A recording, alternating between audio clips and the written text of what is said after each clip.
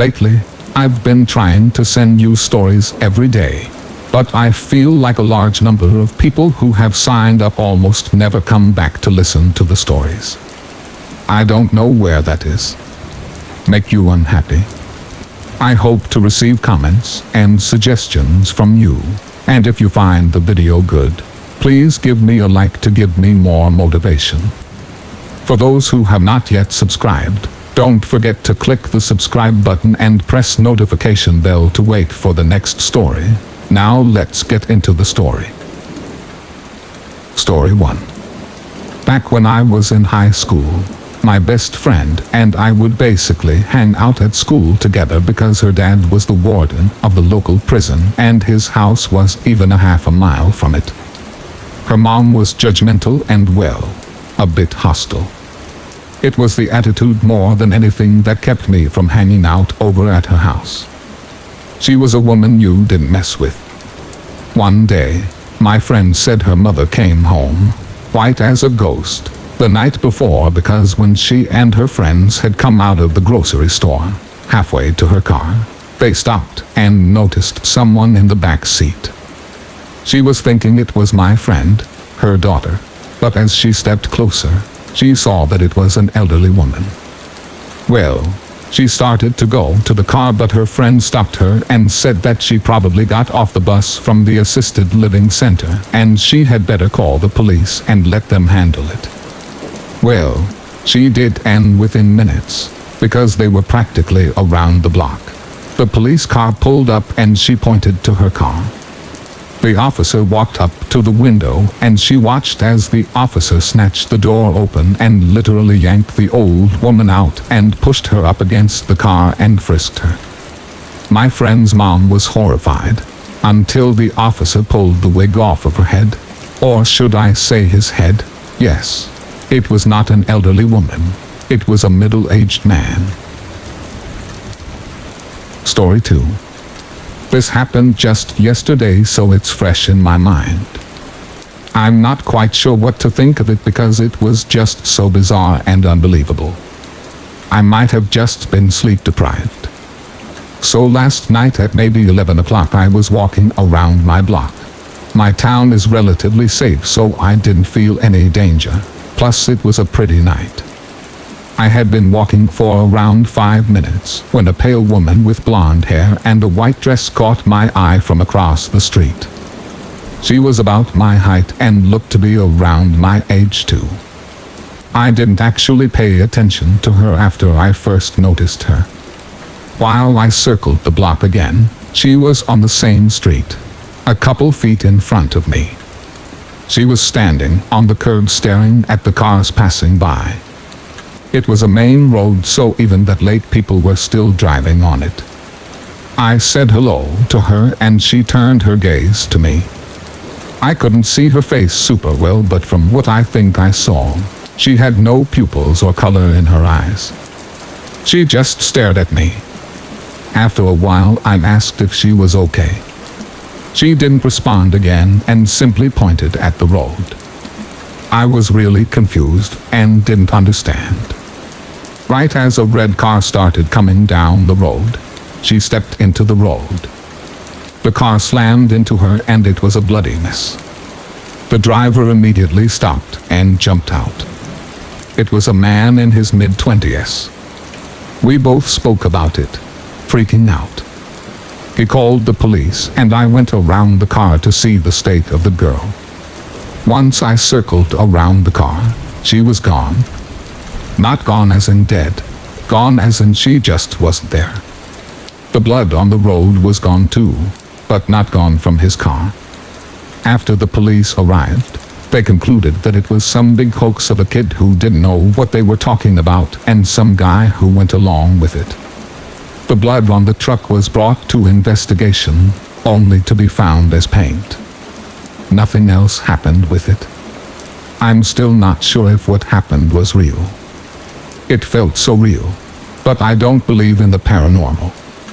I don't know what it was, if it was just a dream or if it was real. I remember it like it was real. I feel like I can't leave the house now. I don't understand anything now, and I kind of feel like I'm going crazy. Story 3. When I was 18, I was on my way to my friend's house for a party. We met up there and then decided to go to the local Walmart for some beer and liquor. Between being the ages of 18 and 17, we all called our hookups and pooled money together. Eventually, I got a hold of a guy and we met up with him at Wally World. Fast forward past the 20 or so minutes of the four of us waiting in the parking lot, and we are on our way back to town. I should mention that I come from a small town and we don't have a Walmart or anything, so we all had to go one town over. So we are headed back when this big rain just sort of appears out of nowhere. It is incredibly intense rain and I lose my friend's car pretty quick. I was able to find it and I start following again. At first, the car was headed to my friend's house, and so I just kind of followed, absent-mindedly. But the car started turning down side streets and looping around neighborhoods, at one point passing their house entirely. At this point I'm starting to get confused, but figure they are just messing with me in the most stupid way imaginable. I follow the car all throughout town and eventually the car takes a sudden turn down a back road. I don't know how many of you live in rural areas or around rural areas, but I don't think I've seen country dark like this before. This was all made even creepier by a healthy fog that kicked up just after the rain ended. It was like a legitimate horror movie setting. Now I should mention that I have been on this road before. It was a popular road for teenagers to drift on or take booze or smoke cruises. It was secluded with no houses around for miles and miles, just vacant grazing lands. But it was literal miles away from my friend's house, and now I was getting mad. I called up my friend and asked her, "Hey, what do you think you're doing, making me follow you all through town like this? This is bullshit. I'm wasting gas." Then she drops the bomb. They've been at the house for the past hour and they were just about to go and look for me. That car that I was following wasn't them. I tell them I followed the wrong car back to town and turned down another road and headed to their house. Honestly, what scared me the most about this is that I had been following these random people. They were probably way more scared than I was. And if you're listening right now, I'm sorry for randomly following you all around town that night. Story 4. Let me first preface this by saying that terrible things don't just happen in the movies, but in fact, they happen in everyday normal life. Most people are lucky enough to go through life without any major encounters. I had an experience that I would like to share to see what people think. Was I rational in my choices? Did I overreact? What would you have done? I think hearing responses will be therapeutic and perhaps help me get past the events of this story. Last year I attended college at a major university on the southeastern coast of the United States. I loved it so much, mainly because I didn't have to deal with snow or the cold weather. I basically had hot or warm weather every day, which was a huge change from the climate I grew up in. On this particular spring break from school, I decided to go home and visit my parents back in Maine. I decided that I was going to try to drive the over 20-hour drive straight through, perhaps stopping for brief naps or food along the way. At first, this seemed like an awesome idea. I could get there relatively quickly and spend most of my time at home, rather than traveling. I spent most of the drive listening to music and catching up on some of my favorite podcasts. Unfortunately, the trip would take a terrible turn in Pennsylvania. I was driving through Pennsylvania shortly after midnight, and well, my eyes started to get a little heavy, and I was having a lot of trouble focusing on the road. And anybody who has driven through Pennsylvania knows that it's a hard drive even when you have complete focus.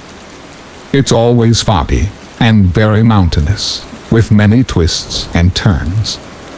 I decided that at the next rest area, I would pull over and at least rest my eyes for an hour or two, just to be safe. Well, I never made it to the rest area.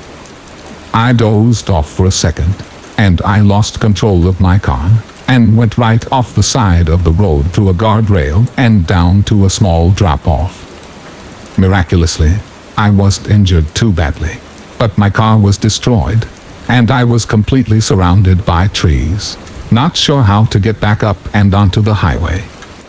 Of course, it was pitch black outside, and the trees consumed the entire area, blocking out most of the natural starlight.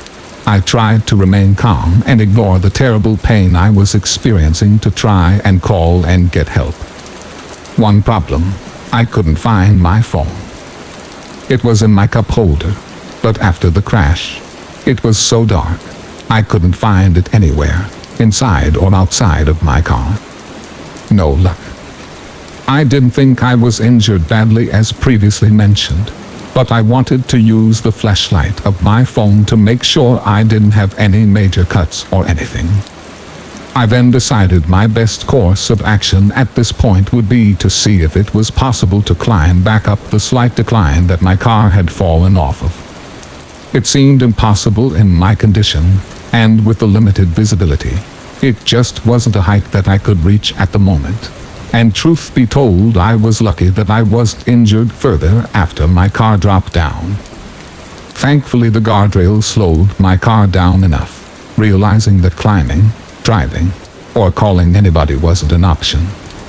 I began to yell and scream for help, but as you can imagine, it didn't work. I slouched to the side of my car, and finally started to feel real emotion. I was scared, and cold, and now the real fear finally started to make my eyes fill up with tears. I had no survival skills. What was I going to do until morning? Just sit in a ball in the fetal position? I decided that walking through the wooded area until I can find an area to climb where maybe there was a slight hill instead of the drop-off where my car was. Of course, now in hindsight, my best bet would probably have been to just stay put, because somebody in the morning would have noticed the accident and phoned it in, maybe even someone passing by in the night and noticing the damage at the side of the road. As I grabbed some items from my car, I heard a noise. It sounded like ruffling of tree branches and footsteps. I hid on the other side of my car, paralyzed in fear. What kind of animals did they have in Pennsylvania? My first thought was a bear or something like that. Is that how it was going to end? Mauled by a bear? However, what actually presented itself in front of me was even more shocking. It was 3 men coming out of the trees. I couldn't make too much of it, but all 3 of them had huge beards, looking like their clothes were completely dirty and were carrying hunting rifles. I wasn't sure if to yell for help or to stay hidden from these men. For some crazy reason, my instincts were telling me to stay hidden, which seems like the exact opposite thing you should do in a situation like this. One guy who looked like the tallest of the 3 yelled out in a raspy, rugged voice, "Is anybody there?" They didn't have any flashlights or anything, so I decided to quietly sneak around the other side of my car and make a run for it into the woods. As I slowly and very quietly made my way around the car, I was wrestling with the idea in my head that these people probably just wanted to help, and I was probably putting myself in more danger by running into the woods. But the demeanor and possibility of getting shot was a chance that I did not want to take. I was about 5 feet cleared from the car when I started to sprint, and of course, in no time at all, I brought noise and attention to myself. The same man as before caught a glimpse of me as I ran into the woods and yelled, "Hey, get back here." I swear I heard the loud boom of a gunshot. I didn't hear it hit a tree or anything. I just remember hearing a loud boom. I don't know what else it could have been. I was terrified. I heard them following me from what seemed like several directions. I heard one of them yelling something about private property or restricted land, or something of that nature. I just kept running and running for about an hour until I finally saw a faint light shining through the trees. It was a road that looked like it led to a small town or at least a few stores with lights. I walked into the gas station, feeling and looking bloody, battered, and bruised. The worker inside looked baffled and disgusted. I told him to please call the police. The police showed up in no time and my parents were notified. They were going to drive down and pick me up as soon as they could. The police insisted that I go to a local hospital so my injuries could be assessed. When talking to the police, I told them everything about the 3 guys that came to the scene of the accident and chased me with weapons into the woods. The police said they would locate my car and take a look to see if they could find anything or anyone. My car was empty. Everything had been stolen out of it. Even some of the interior car parts had been removed. Nothing else really came from this incident. I didn't have any major injuries and my insurance took care of the car. I now live back home with my parents and attend school locally. I try not to drive at night if I don't have to. I guess I have a phobia or something now. I am thankful to be alive and well, but still have anxiety and terrible thoughts pertaining to that night. I don't know what was more damaging to my psyche, having a major accident or being chased through the woods by 3 random guys. Story 5. For some background, I am a gal from Kansas, and every summer since I was 12, I have gone backpacking in Colorado. I love to hike and getting into the mountains is my favorite part of the year. Along with the beauty, however, every year I have a moment or two that makes me question coming back out into the wilderness. The summer I turned 15, however, has been the worst of them all. My day started the same with my friends and I waking up late and putting our packs on to hike. This was going to be a fairly difficult day as we were going up and over Georgia Pass on the Colorado Trail, which required some difficult elevation gain. At about noon, we had reached the top of the pass and knew we were in for some needed downhill. Our group decided to stop and make lunch before finishing up the day, seeing as we were all exhausted. As my group of about 11 fellow backpackers ate, we noticed 2 men sitting a little lower on the ridge. They were smoking weed, which wasn't uncommon in Colorado, but with my group, comprised of mostly teenagers, we were giggling and joking about asking them for some. However, our trail guides obviously weren't going to let that happen, so we sat and watched them smoke while we snacked. Now I don't want to seem crazy, but at this point, all of the boys in my hiking group had gone exploring along this gorgeous mountain line and the 2 men seemed to watch me and my 3 other girlfriends. I wasn't at all creeped out at first, but I did make eye contact at one point and could tell they were both either in college or a little older. I didn't think much of it, and once the boys came back, we started down the mountain into the valley we would be camping in. The men were pretty far ahead of us, seeing as it took a while to get our big caravan moving. After about 45 minutes of hiking, we took a break, and this is when the first of many weird occurrences happened. I was leaning against the side of the trail, looking down into a thick forest of trees when I noticed a bright orange hat, one that I had seen the smoking men wearing. I squinted a little and quickly turned away when I noticed it was indeed one of the men. He was staring right at me, and I asked one of my guy friends if he saw it too, just to make sure my bad vision wasn't deceiving me. It was the weirdest thing. The man was lying down on the steep hillside, staring back at us.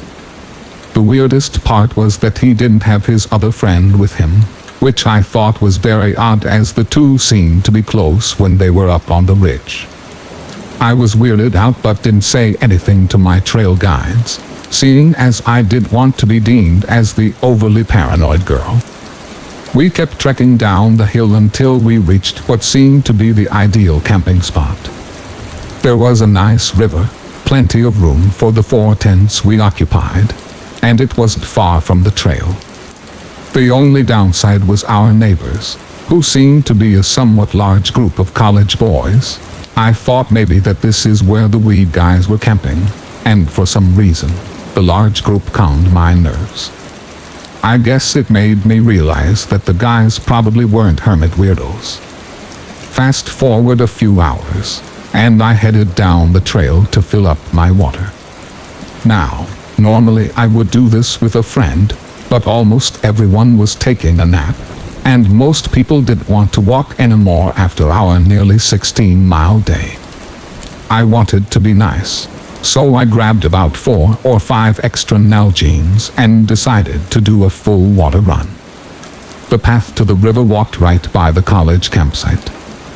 I made it to the river, filled up all the water bottles, and was about to stand up from my kneeling position when I saw the orange hat again. He was on the other side of the river and was once again staring at me. This weirded me out because this took place almost 4 hours after I saw him watching our group, and I thought there could be no way it took him 4 hours to hike an all downhill 6-mile section of the trail. Neither of us said anything, and I quickly began to walk back to my campsite and past the college boys. The man walked uncomfortably close to me, like he ran across the bridge and was within 5 feet of me. I am 4'11", so immediately wished I had taken someone else with me, but remained calm and picked up my pace.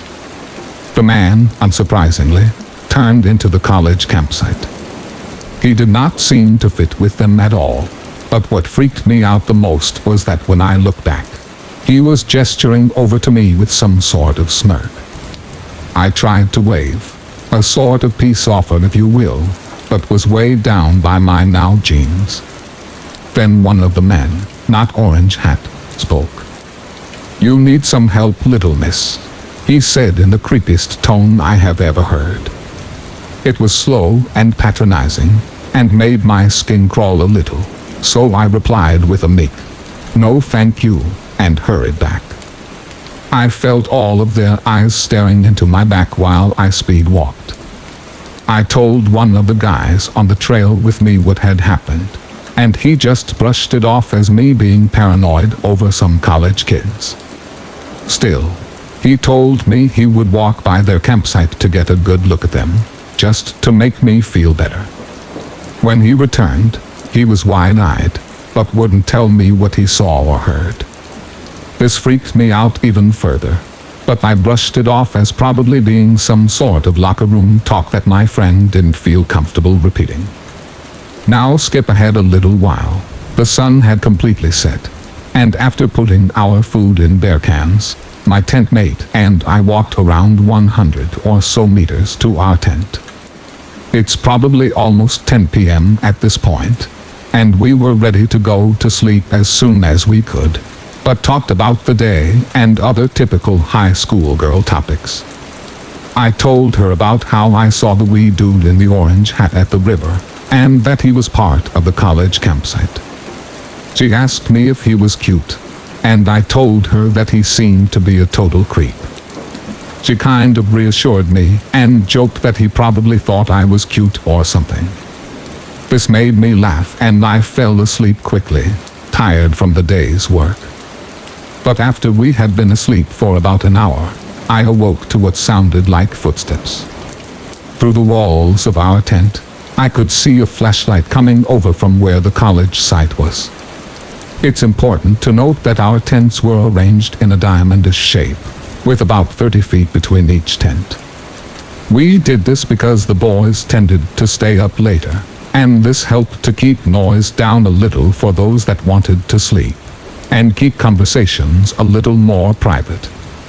This night, my tent was the point of the triangle furthest away from everyone else, and we pushed it even further away because of the noise from the guys in the tent next to us. This is key, because I know that this light and the heavy footsteps weren't coming from anyone in our group. I instantly felt my stomach drop and looked over to see that my tentmate had noticed the noise and light too. At such a late hour, in the middle of the woods, hearing footsteps coming toward you was not a good feeling. She whispered to me, "What the hell is that noise?" And fear shook her quiet voice. "I don't know, but it's freaking me out," I replied, hushing my voice even quieter. I grabbed a tent stake lying next to my sleeping bag and gripped it tightly. The noises got louder and louder until it was clear that someone, or something, was standing directly in front of our tent. My heart dropped as I heard the nylon crinkle on our rain tarp. At this point, my friend and I were paralyzed with fear, gripping each other's hands fiercely. I noticed that there was 100% more than just one light, and it seemed that whoever was out there was circling our tent, flashlights in hand. I heard hushed voices but couldn't make out anything, still gripping my tiny metal tent stake as tight as I could. I thought I heard our zipper sound off, when with the adrenaline coursing through my body, I slapped the side of my tent as hard as I could and gave a rough-sounding HMPH. My hand coming in contact with what felt like a human leg, but quickly the chorus of footsteps moved away from our tent.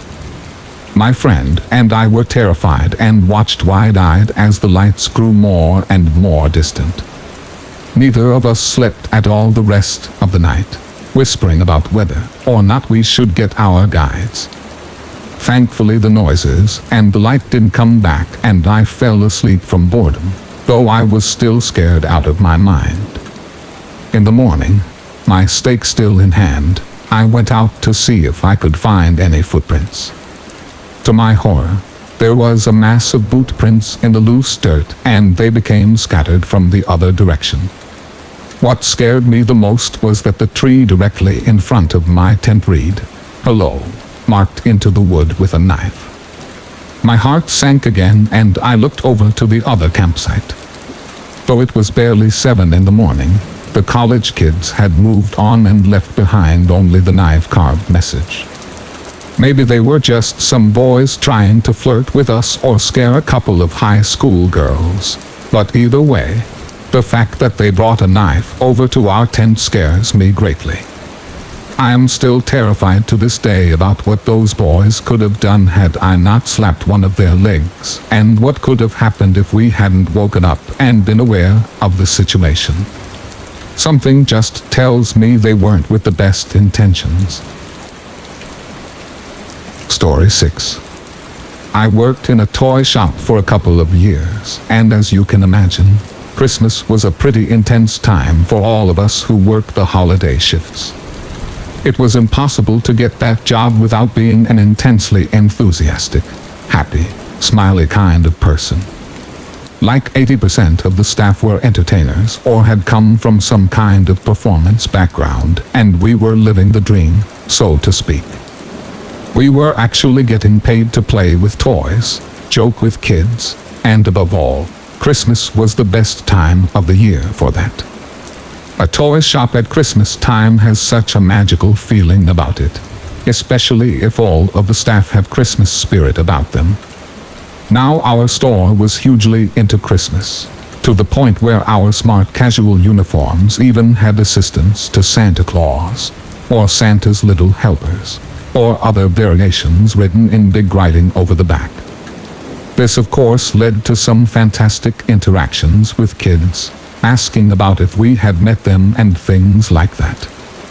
Being the only staff member who had actually worked with children for years, these questions were normally sent my way to be answered, because I always had one ready. So that's the backstory out of the way.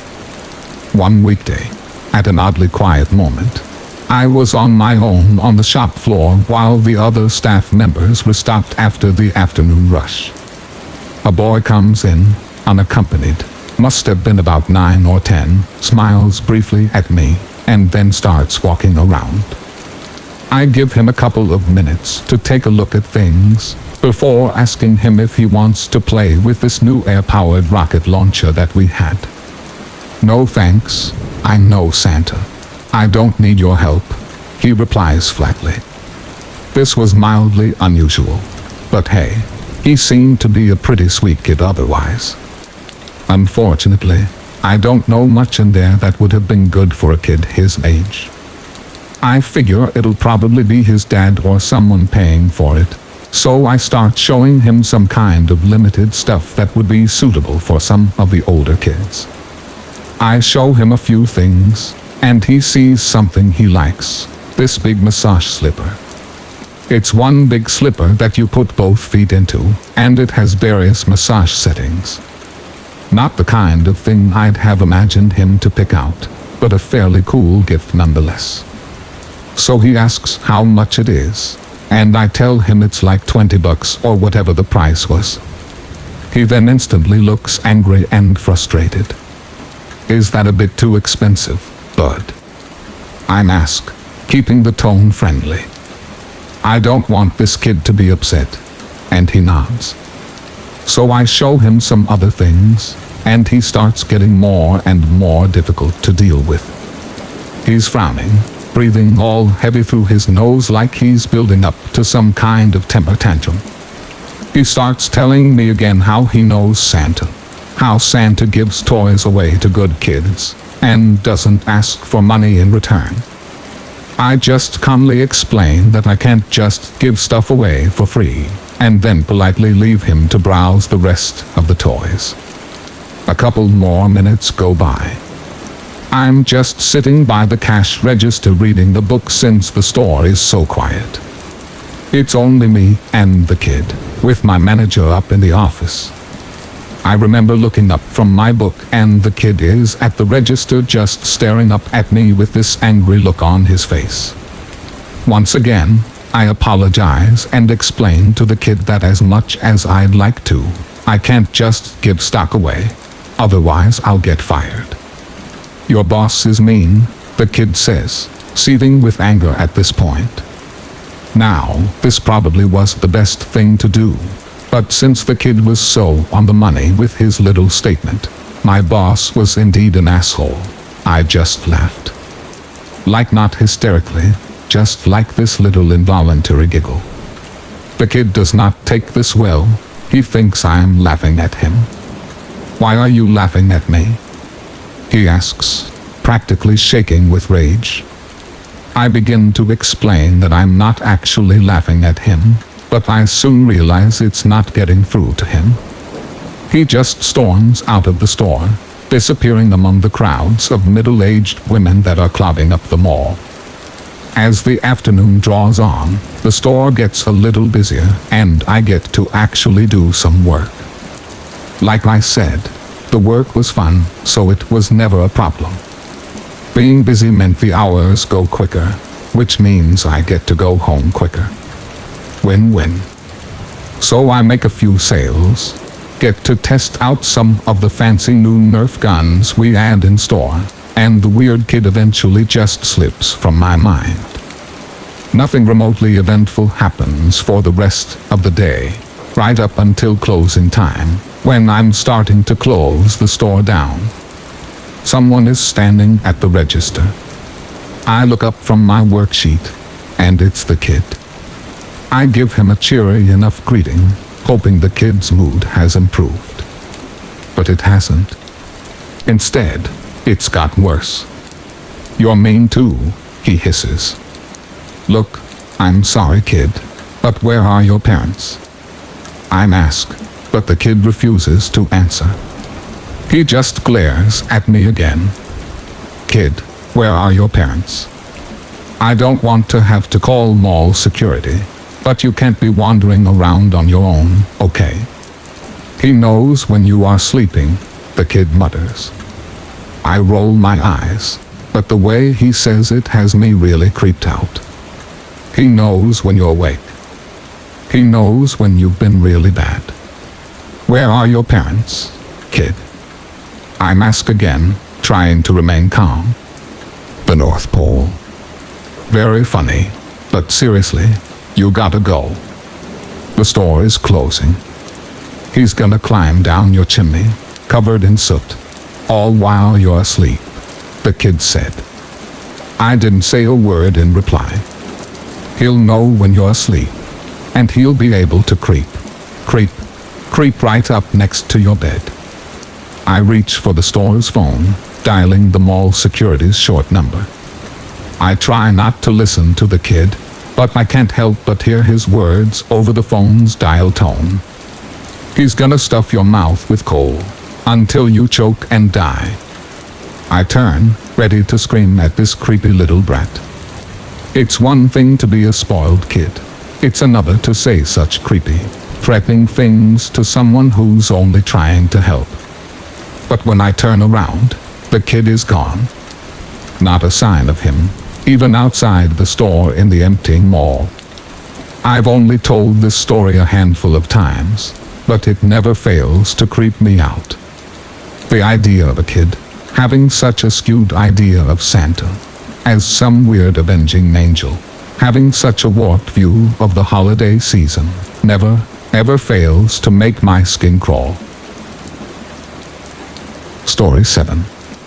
Back when it was originally released, I really wanted to get my hands on the new Xbox One. You know the one. It was 4K, ready with a considerably faster processor. So naturally, I tried absolutely everything in my power to get one, as immediately as I could. My local Walmart was having one of those Black Friday sales, and like so many others, I stood patiently in line, waiting to try and beat the rush to grab one. But I was nowhere near sprightly, or fortunate enough, to actually get one that way. So after failing to get one in person, I then tried getting one online. But, as rapidly as I wanted one to own, the users who were reselling them were asking way too much money, and I simply couldn't afford to shell out double, or sometimes triple the price. After weeks of trying to find a way to get a hold of one, I had come to the conclusion that it just wasn't to be. It was then that I had something of a stroke of luck. Although I had resorted to Craigslist in my desperation, I did actually find someone that was selling their Xbox One at no more than the original buying price of the console. Naturally, I was skeptical as hell.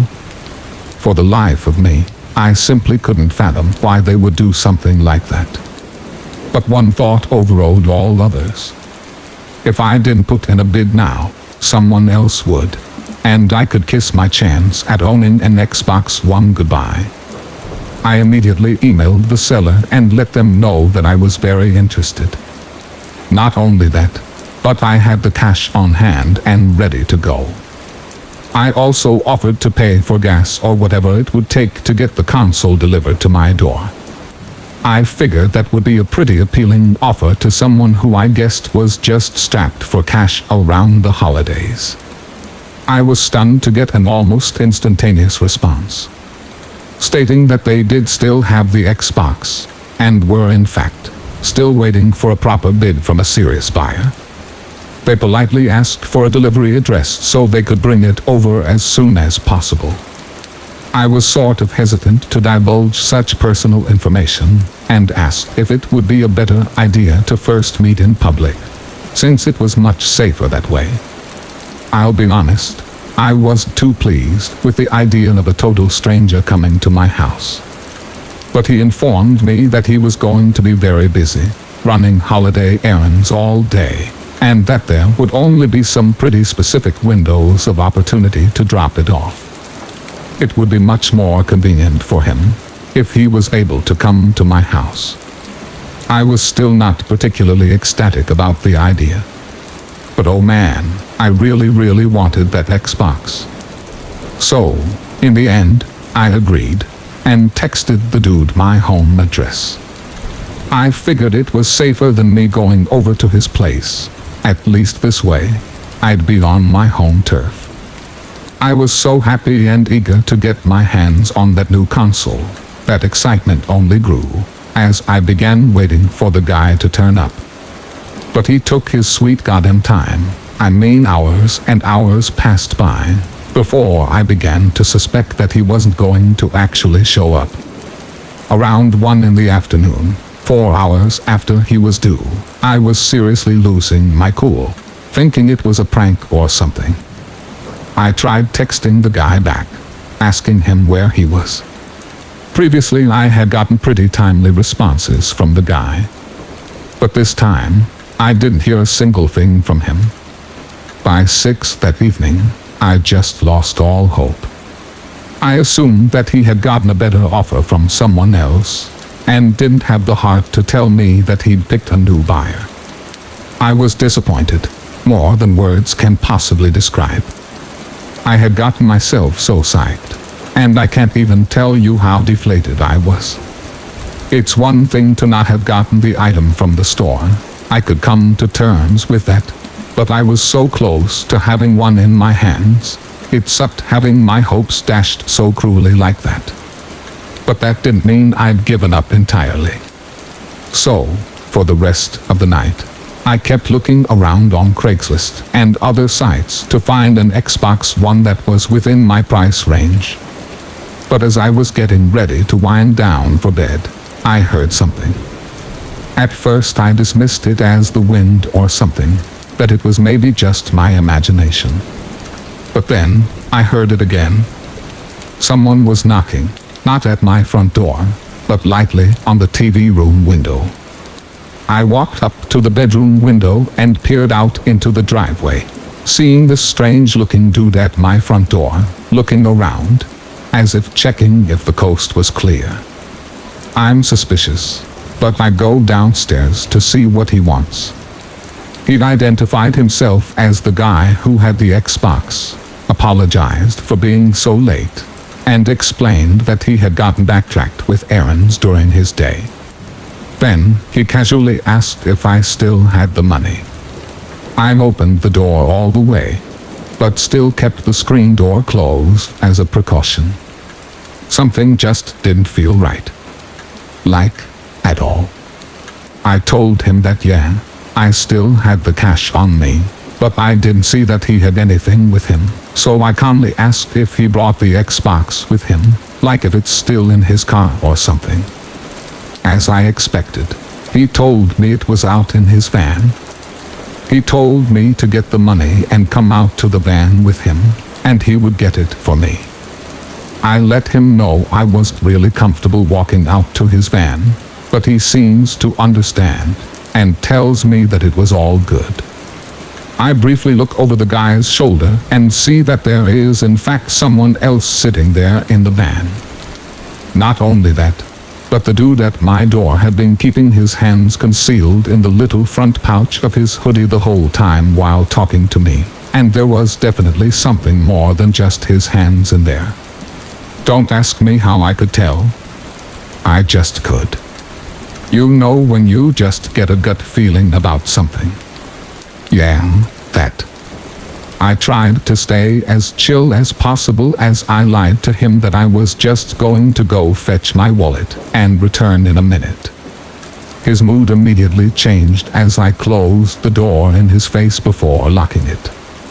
I then make this split-second decision, better to be safe than sorry, so I pull my phone out of my shorts and dial 911, but as I do, I heard a loud thud on my front door.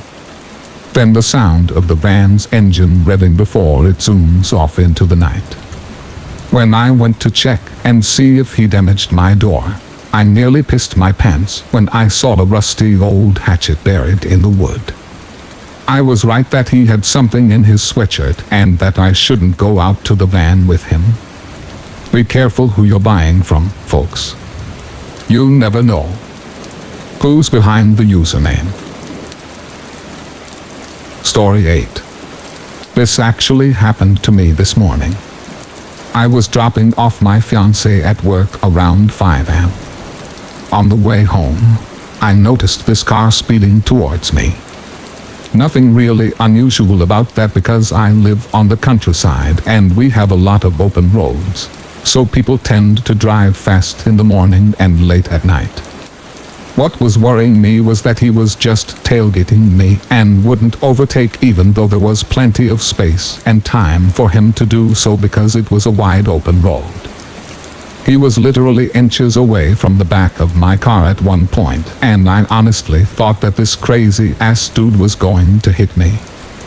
I have front and back dash cams which he would have had to see because they both have flashing red lights on them. I was getting closer to my house and he was really close behind me at this point. I wasn't sure if he was following me or just mad at the world, so I take a different turn than I normally do trying to get away from this dude and he follows me. Perhaps a coincidence. I've never really used this road on the way home and now I'm starting to panic. Why was he following me? Did he think I was someone else? I've had this car for a few months, so it couldn't be that. I get towards a roundabout and he overtook me, then blocked off the exit, refusing to move. I had so many thoughts going through my head.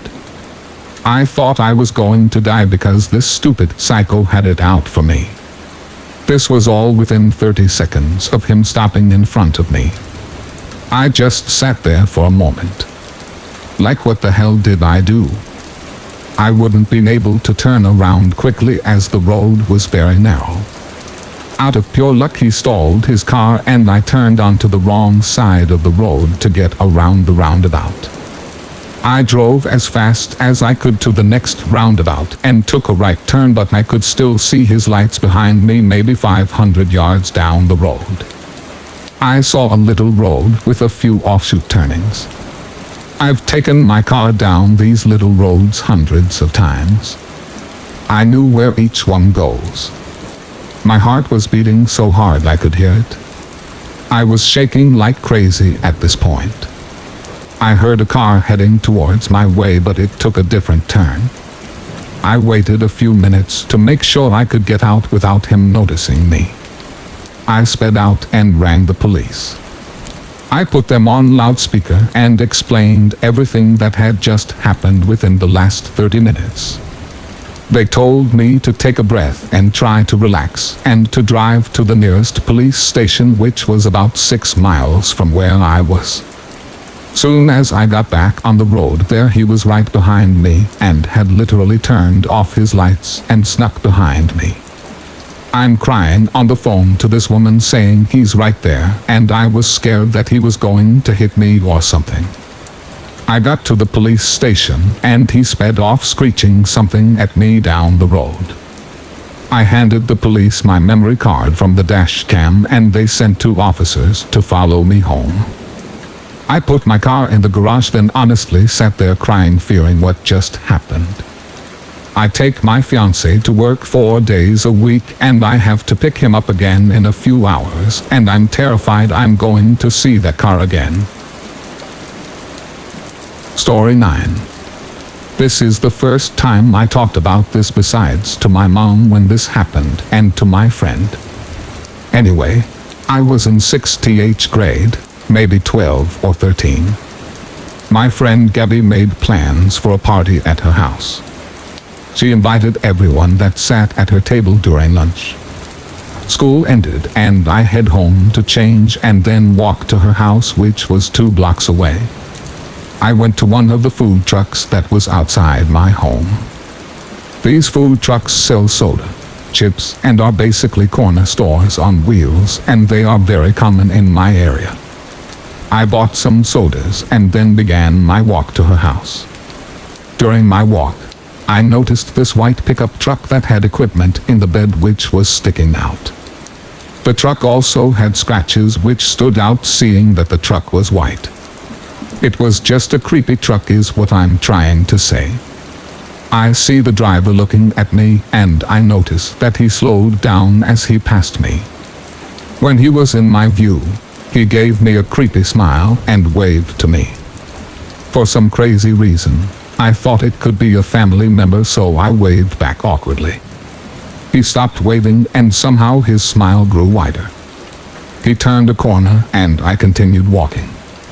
Not even a minute later, as I'm down the block, I see the same truck down the street and coming towards me.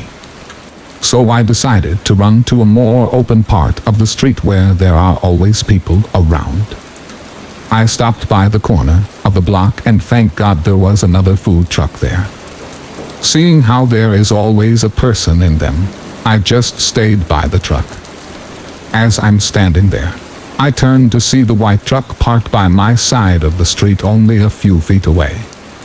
The guy is looking at me and calling me over. I wanted to tell the lady from the food truck that this guy was following me, but as soon as I started talking to her, the truck drove away. What really freaks me out is that he followed me. The way the street works, for him to get back to find me, he had to go around the whole block, make a turn, and then get back to me. And he did this in under a minute, so he must have been speeding or very eager or something. I went to my friend's house and told her what happened. I called my mom and she said that she would walk with me everywhere for a while. Luckily, I never saw this guy again. Story 10. This story happened a year ago when I was 15 on a school trip to San Fran. At the time, I was very immature, not in the sense that you normally would think, but in the sense that I didn't really know how the world worked and how scary it could be. I attribute this story to me growing up and realizing how the world works. I was roomed with two other girls. Both were a year older than me, so I didn't really know them well. The way the trip worked, so to say, was that breakfast in the hotel was between 7 and 8, but the chaperones on the trip wouldn't wake us up, so if we wanted to have time to get ready and eat before leaving to explore the city for the day, we had to do it on our own. This meant that in the morning, me and the people in my room didn't see the chaperones till we went down for breakfast. Usually around 7:45, since we all took a long time to get ready. However, this day was different. We were all tired of arriving late and having to eat quickly, so we woke up a bit earlier to go down and get breakfast right when it opened. We ate breakfast and pretty much the rest of the kids on the trip and I headed to the elevators together. This was a mixed group of boys and girls, and my twin brother also happened to be on the trip. So the people in the elevator was him and his friends, me, the girls from my room, and a few of their friends. The elevator door almost closed when two Indian men stuck their hand through the door and stepped inside, squeezing themselves into an already packed elevator. They looked young, maybe 19 or 20. Eventually, we arrived to our floor and got off. So did the men. The way the hotel rooms and hallways were situated was essentially just a square. You'd go either direction and eventually make it back to the elevator if you just turned left or right 3 times. The people on my trip went right and the men went left. Eventually, my brother and his friends trickled off into their rooms and it was just me and one of the other girls on the trip because the other girl had went into one of the boys' rooms. We were right at our rooms when we encountered the men again. At first, we didn't notice anything wrong. They were probably just trying to find their room. I turned away from them and tried to find my room key in my wallet. Now, at this point, my immature brain didn't notice anything wrong, but my roommate did. I could see the panic in their eyes, and as I turned to look at the men, I realized they weren't looking for their room. They were looking for us. My heart began to race, and we panicked, each fumbling for our cards to get in the room as quick as possible, but they were moving towards us too quickly. We were standing there, pressed against our door as these 2 men stepped closer to us and got within a foot of our faces. Their English was the best, so they slowly asked us what we were doing. I couldn't speak. I didn't know what to do in this situation, so my roommate spoke up. She tried her best not to let them know that this was our room, but it was pretty obvious at that point. She stuttered something about trying to get into her friend's room, but these men clearly weren't there just to know what she was doing. I could tell they were there for something more sinister. One of the men continued to stare at me and eye me up and down when the other one got really close to my roommate and asked her for her number. She stood up tall and quickly said, "No, I'm sorry, you cannot." But her voice trailed off as her confidence wore off. At last I spoke, explaining that we were underage and that we were on a school trip and that we couldn't. They didn't take no for an answer. At that point, I slowly started to pull my room key from my wallet. Luckily, my friend pushed the card into my wallet and made me push my hand holding the wallet behind my back. At the time I was confused why she didn't want us to go into our room, but now I realized she had more intuition about these men than I did. She knew that if we opened the door with them right there that they would force themselves in there with us and who knows what would happen. Eventually they backed off far enough where we felt like we could escape from them. She grabbed my wrist and pulled me along the hallway and we sprinted towards the elevator. Along the way we ran into my brother and one of his friends. We quickly explained to them what happened and they sprinted with us to the elevators. Once we were there, quickly pressing the elevator's buttons to get downstairs where the chaperones were, we encountered the men again. I clutched onto my brother's arm and my roommate did the same to my brother's friend. They just stood there on the other side of the hallway staring at us and quickly walking towards us. It looked like they were just pretending to be normal hotel patrons in front of the boys, but we knew what they really were. They were creepy and we weren't risking it. Finally the elevator opened and I don't think I've ever clicked the close door button so fast. Right as the men got to the elevator, the door closed. Thank God. We thought our ordeal was over, but it wasn't. There were multiple elevators in the hotel. My brother, his friend, my roommate, and I had just got into the breakfast hall where most of our group and chaperones were when we realized the men were there too. They had followed us.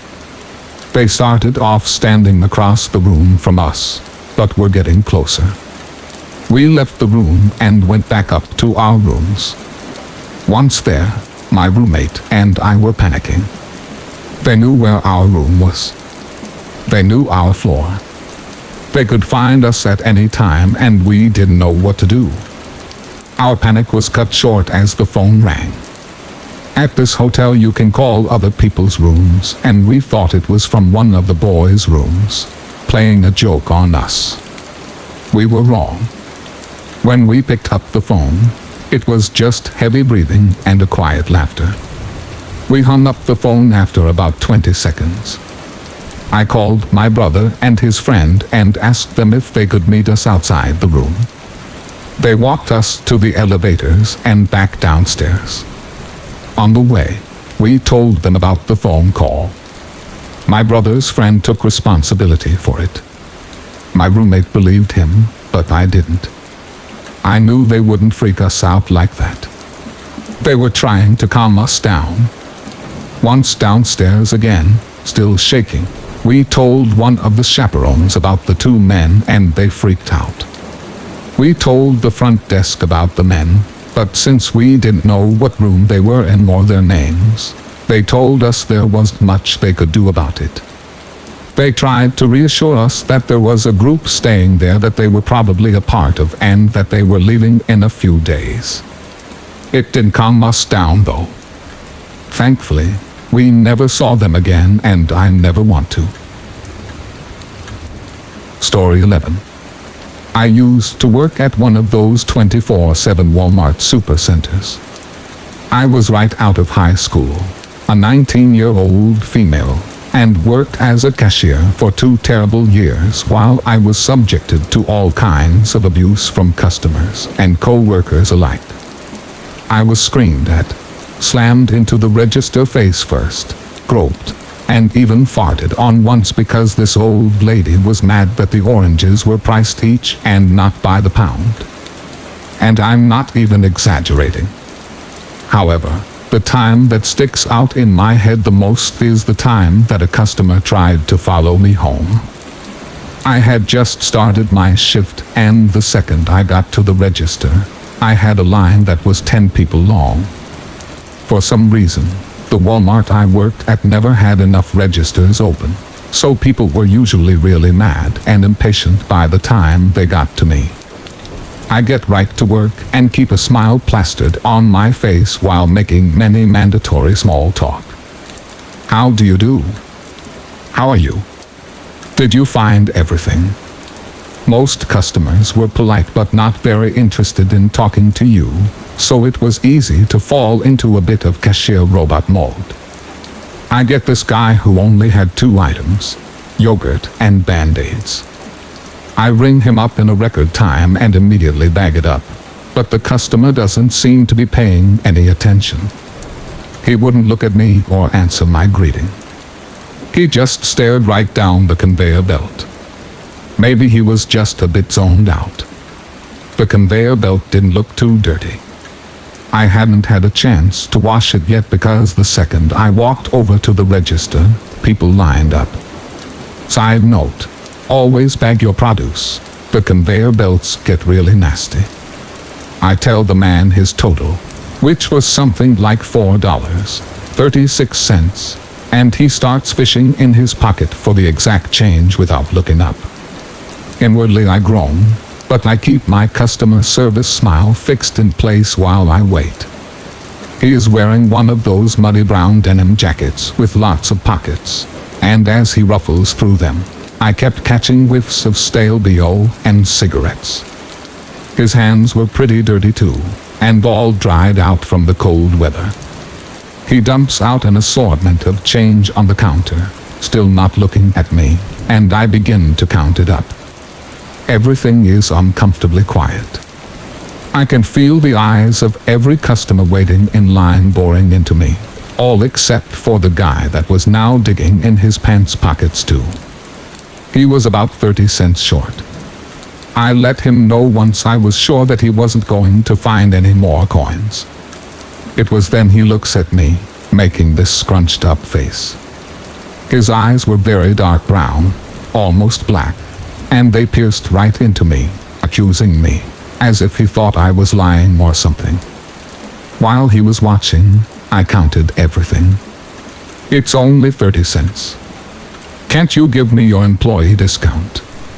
No, that's against the rules. I answered apologetically. Do you want to put something back? I wasn't about to get fired for giving someone my discount, which was only 10% if you were wondering. He wasn't the first person to ask for it, but most people pretended that they were joking. He was definitely not joking. No, I want them. He sat glaring at me. I was beginning to wish that he would start staring at the conveyor belt again, instead of me. He was making me pretty uncomfortable. If I had 30 cents in my pocket, I would have just paid for it myself, just to get this guy to leave. He reaches over to take the bag, but I turned the little bag carousel, so he can't. That was probably a stupid move on my part, but it wasn't like I could just let him steal, right? If my register was short 30 cents, my supervisor would be all over me. I knew you'd get a discount. Just plug it in. He completely blows up at this point, but I just shake my head and look at the other customer, probably with a deer in headlights expression.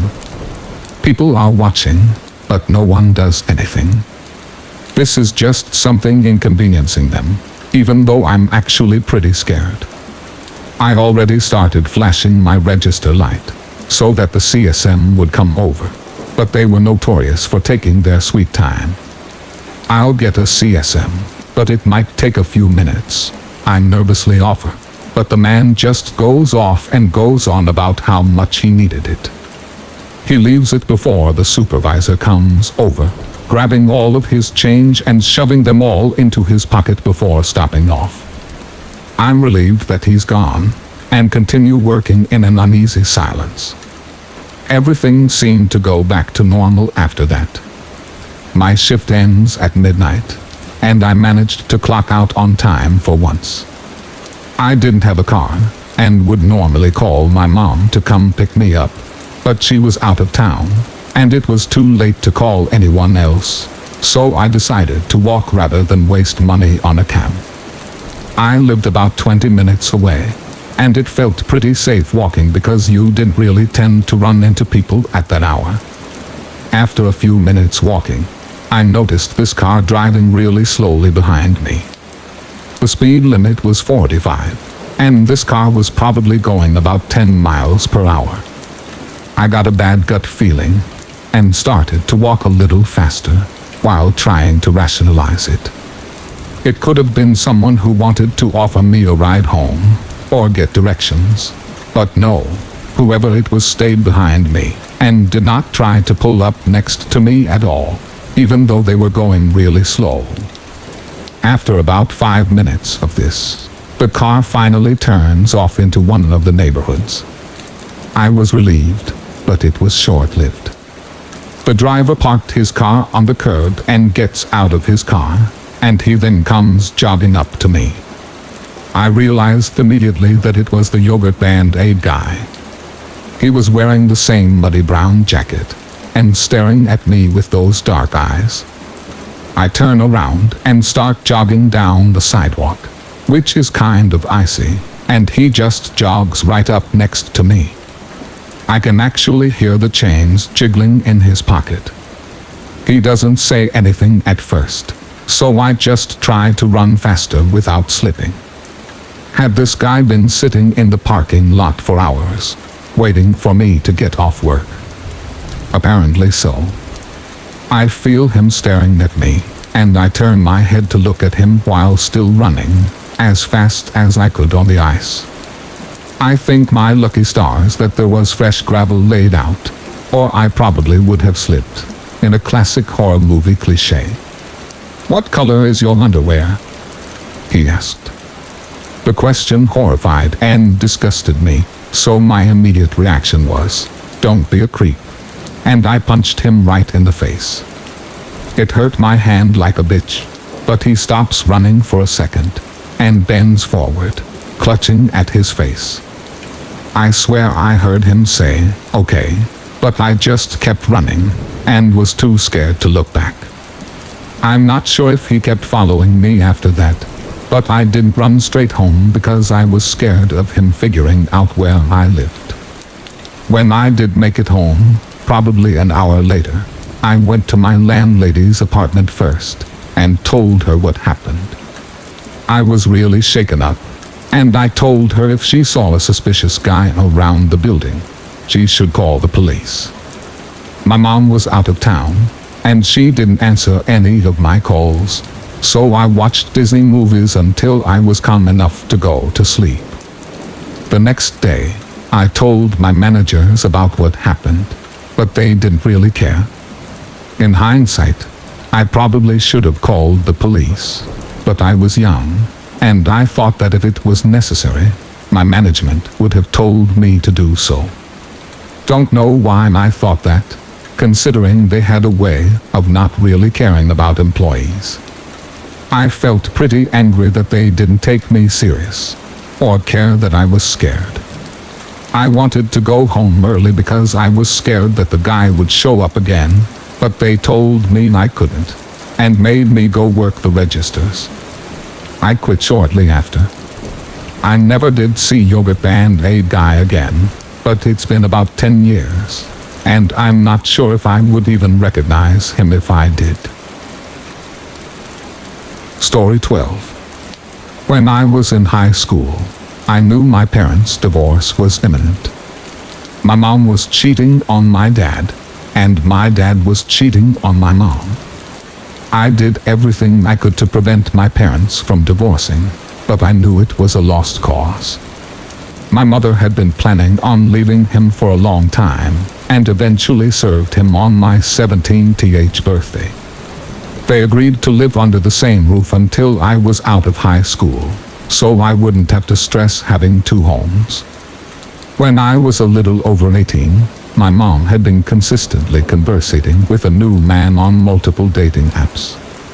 She even got an app that I was known to use, called Kick Messenger. She fell asleep with the app open one night, and I seen that she was messaging the man. I'm not going to use his name due to privacy concerns. I ignored it, but I knew the name and seen his face multiple times on her cell phone. Fast forward maybe 2 months, my dad and I were just spending some time together and wanted to go somewhere to eat. His friend called him up that night. My dad has been known to be a social drinker who frequented local bars. He had many good friends that were bartenders and fellow social drinkers. His friend was at the local bar and met a man named AJ who was looking for my father by name in order to buy a vehicle. My dad was a car sales manager, so we stopped by the bar that night because we just thought we would eat there. The bar isn't really shabby or the typical bar most people would think of. We lived in a small town and the bar was on the lake and people could rent lots and put campers on it. It was more like a club lodge. This man introduced himself as AJ.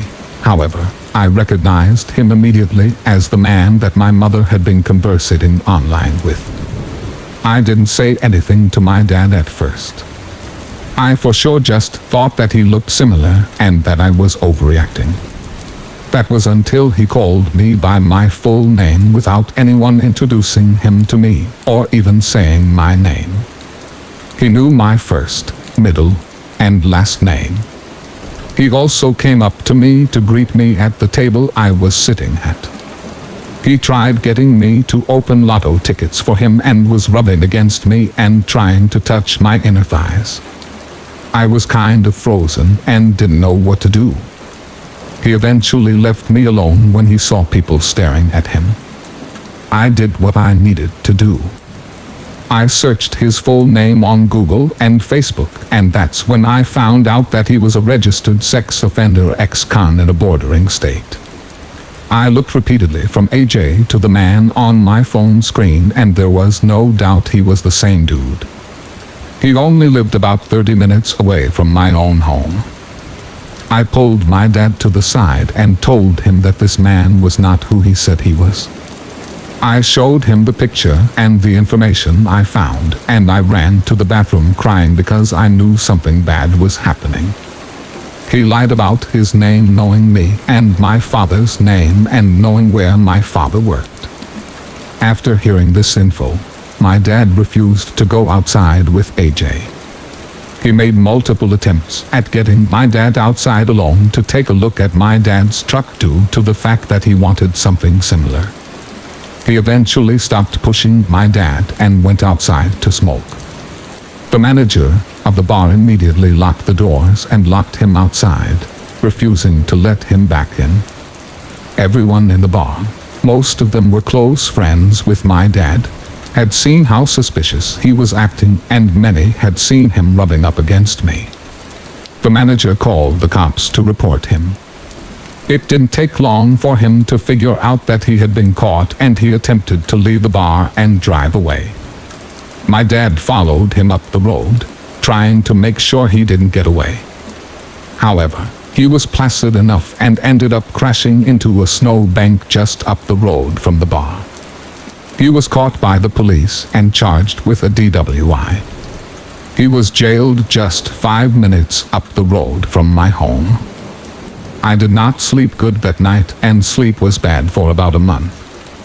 If he knew my family as well as he seemed to, he probably knew where I lived. He was bailed out only 2 days after the incident. His vehicle had been found with duct tape, drugs, rope, a crowbar and other materials in it when they impounded his car. He was also charged with violating his probation. He is a Tier 3 sex offender, which means he raped a minor with a deadly weapon and was required to register for life. He was not supposed to leave the state at the time of the incident, not supposed to have a Facebook or any form of social media where he could reach out to minors, and he was not allowed to operate a vehicle due to his license being taken away. I ended up pressing charges for sexual harassment as well as getting a restraining order against him. I also found out later through phone records that the police had been tracking his phone and that he had driven past my home more than 20 times in the week leading up to the incident. He had also been to my dad's job and my school multiple times throughout a period of 6 months. He had been following both of us for a long time. I never experienced something so crazy in my life. I live in a completely different state thousands of miles away now, thank God, but my family is still in the state where the incident happened. He has yet to be charged or arrested for the harassment, stalking charges, and probably never will, seeing as he knows if he comes back to the state he can be arrested because he has a warrant. Since then I don't ever put my full name on social media. I've only put my first name. I've become a very paranoid person when it comes to my full name and my address or other personal info. Please everyone, be careful who you talk to on online dating sites. You never know who is behind the screen or what their true intentions are. And if you do find someone you like, investigate, do your homework. I lived in a town with a population of 5,000, and I never once thought this kind of thing could happen to me, but it can. Story 13. So, some context. I've never really been in a long-term relationship. I've dated a girl a bit, but I haven't dated a guy. I'm bi, and I've never slept with either a girl or a guy. I'm a 20-year-old female. This story, like anyone else my age, I started swiping on Tinder to try to put myself out there. I like to think I'm not naive and pretty intuitive about people, but I wasn't perceptive about this guy at all. Jake and I swiped and matched each other 2 days ago. Jake first messaged me telling me he wanted to meet me and my dog, and that he thought we were both cute. Liking his directness, I said we should meet up. The night was the first red flag, when I didn't message him back immediately. He messaged me asking if he was detecting negativity. Chalking it up to nervousness, I apologized and explained why I didn't answer, and all was good. We planned to meet up last night at the bar. Flag number 2 was waved when I arrived at the bar. It's important to note, in the state at where I live, any place selling liquor cannot let in someone under 21. I didn't know this, and I've been reassured by Jake that I could get in no problem.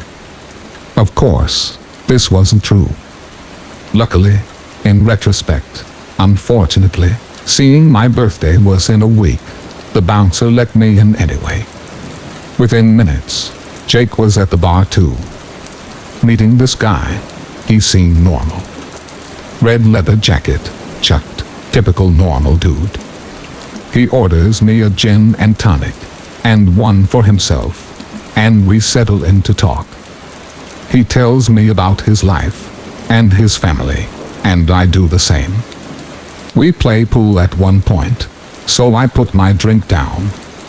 This is when things get a little blurry. I can't remember most of our conversation up until we happened to get back to my place. I remember us leaving, us getting into his car, and us getting back near to my place. You have to understand, I don't drink much, but one drink does not get me drunk. I barely ever brown out, and I never black out. This is important to note. Once in my town, we decided to go in the nearby market to pick up food. As we were there, red flag 3 occurred. Seeing someone I thought I knew, I told Jake I was going to say hi. He awkwardly backed away and stood outside at that point, refusing to meet her. I was wrong though. I didn't know the girl, so I soon rejoined him to walk to my place. As we opened the door to my place, my roommate, Mandy, opens the door. We say hi, talking a little, and she mentions that she's going to take a shower. Jake, at this point, creepily makes a no sound. Mandy is also a little tipsy at this point, and mentions some guy she wants to have sex with. No biggie, it's the way she rolls. But after his expression, and the realization of how tired I was, I say he should go. He does, with no attempt at any physical contact. This is where the story should end, but it doesn't. Within a few minutes, dude blows up my phone with messages saying he is more open-minded, like my roommate, calling me boring, implying that I'm not attracted to guys, saying that he felt no chemistry and hoped we would have cuddled. I show my roommate, who gasps, and he's not giving the full meaning of the open-minded comment, since I was kind of out of it, and I ask her why she's so shocked. Finally, I get it. He's implying that he wants to sleep with her, that he is more open to sex than I am. Creepy, so creepy. At this point, I'm freaking out. Slowly, I realize how I'm acting and feeling, putting together how one drink shouldn't make me feel this way. I realize I might have been drugged. Mandy and I go to the local police, and we report it. I decide not to get tested. I could explain why, but until you're in my position, possibly drugged at 3 a.m., embarrassed, worried you're wrong, worried you might be charged for underage drinking, don't judge. It's a lot harder than it looks to go through the whole process. Anyway, the story ends.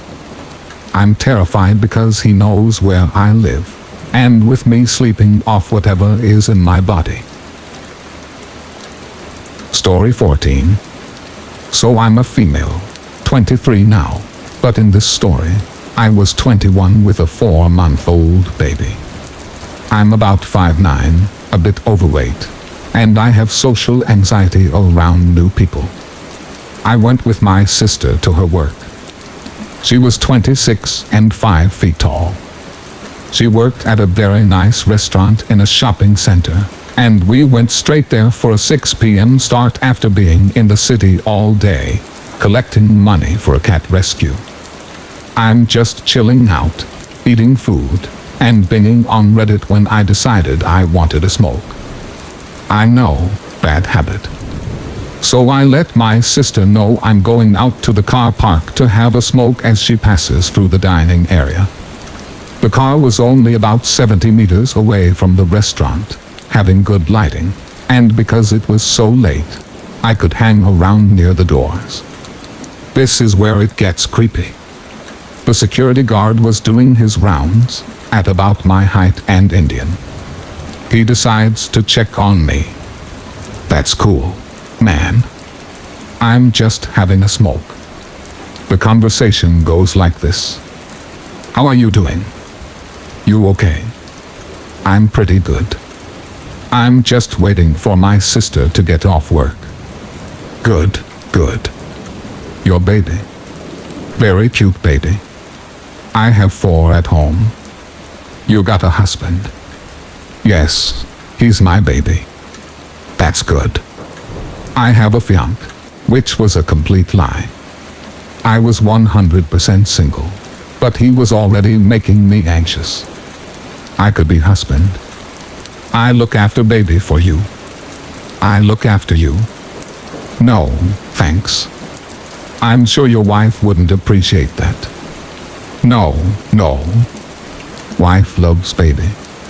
Wife will love you. You come home with me. Finally, I finished my smoke and moved further away from him each second. No, thanks. I'm good now. He followed me inside. I go all around the mostly closed shopping center, hoping that I would lose him in cold. I lost him for about 5 seconds. The cold shut down for the night. The only place left open was my sister's work, so I went back there, even though I didn't want him to know where I was. As I was about to walk into the restaurant, I saw him coming up the escalator. He was still watching me. I take the last 2 steps towards the hostess, who happens to be the owner's daughter, and told her what was going on. At this point, the security guard was standing in front of the restaurant, still staring at me. The hostess takes me into a semi-secluded booth and goes to talk to her dad about the situation.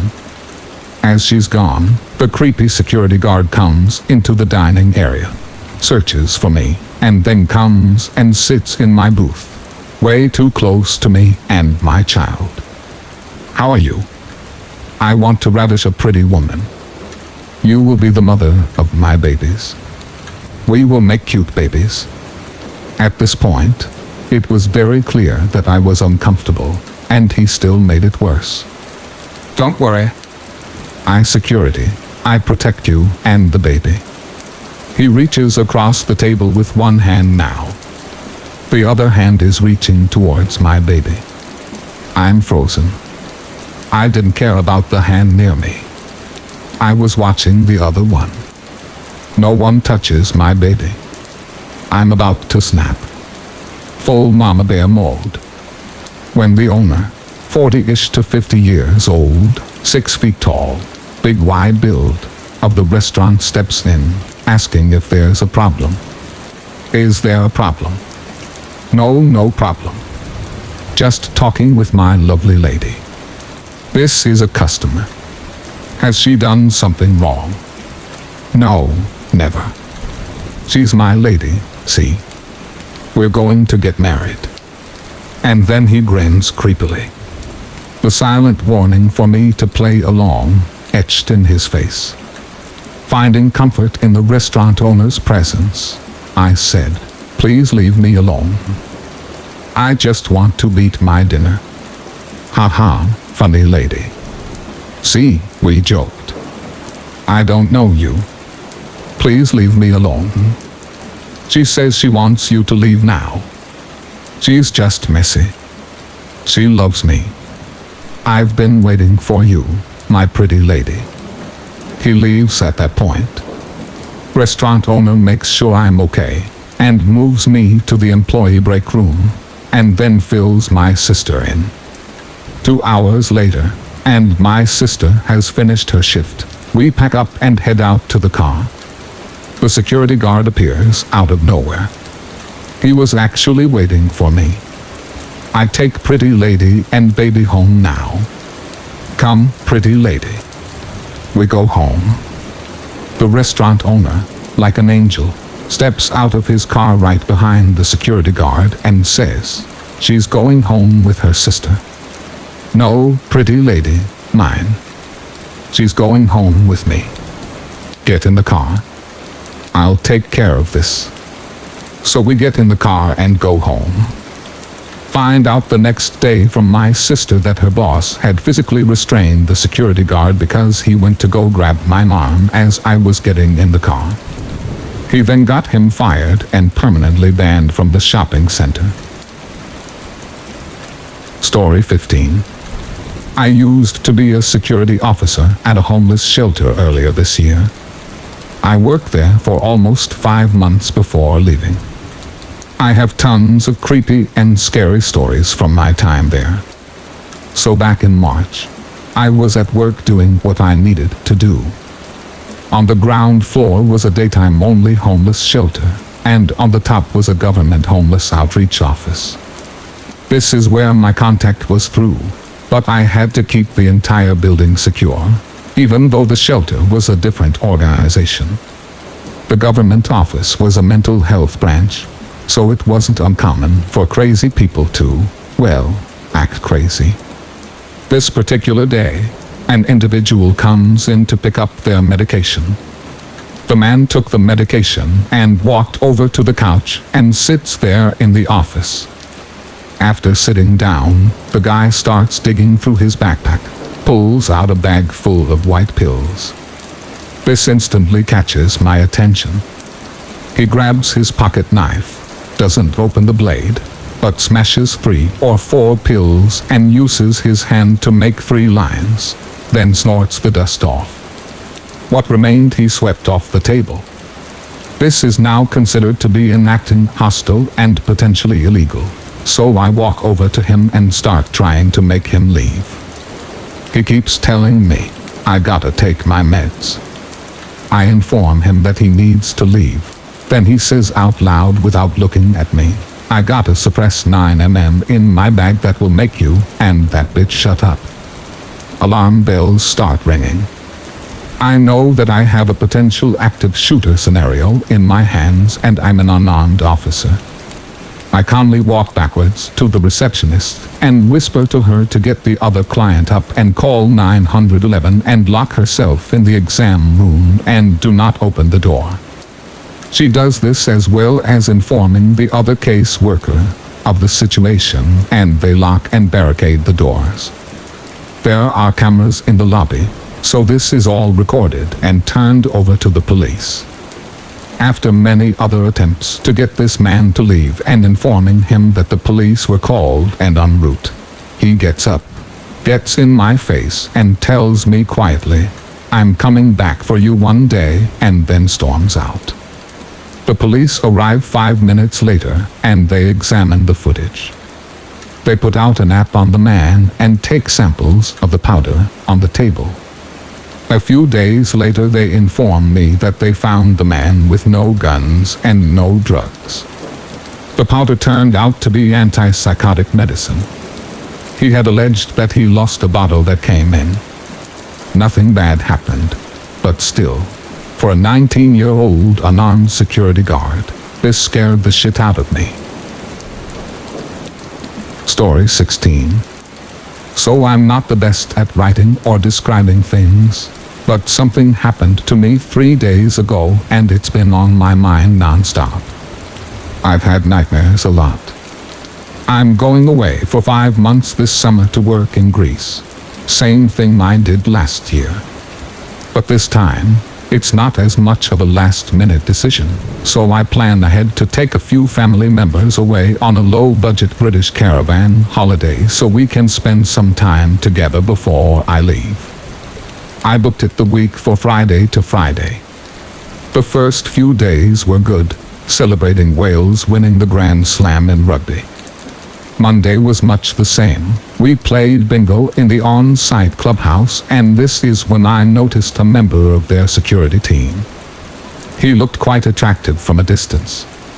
I like beards, glasses, so I say to my mother, "Oh, he's nice," and we laugh. A bit later, he approached our table and chatted with us for a little bit about general things going on site, and his job. He shook my hand and introduced himself. He then stood by our table on and off all night trying to engage in general conversation. He did make excessive eye contact with me, which was weird, so that's why I thought I was getting such bad anxiety being around him because he seemed otherwise normal. When we were leaving, he was on duty in the front of the clubhouse. We walked past him and said bye. He said something along the lines of, "Oh, don't go. I've got 2 days off and won't be able to see you," which I thought was weird because we just met him and had nothing but basic conversation. My mom thought I liked him, so she said she was going to catch up to my dad and let me talk to him.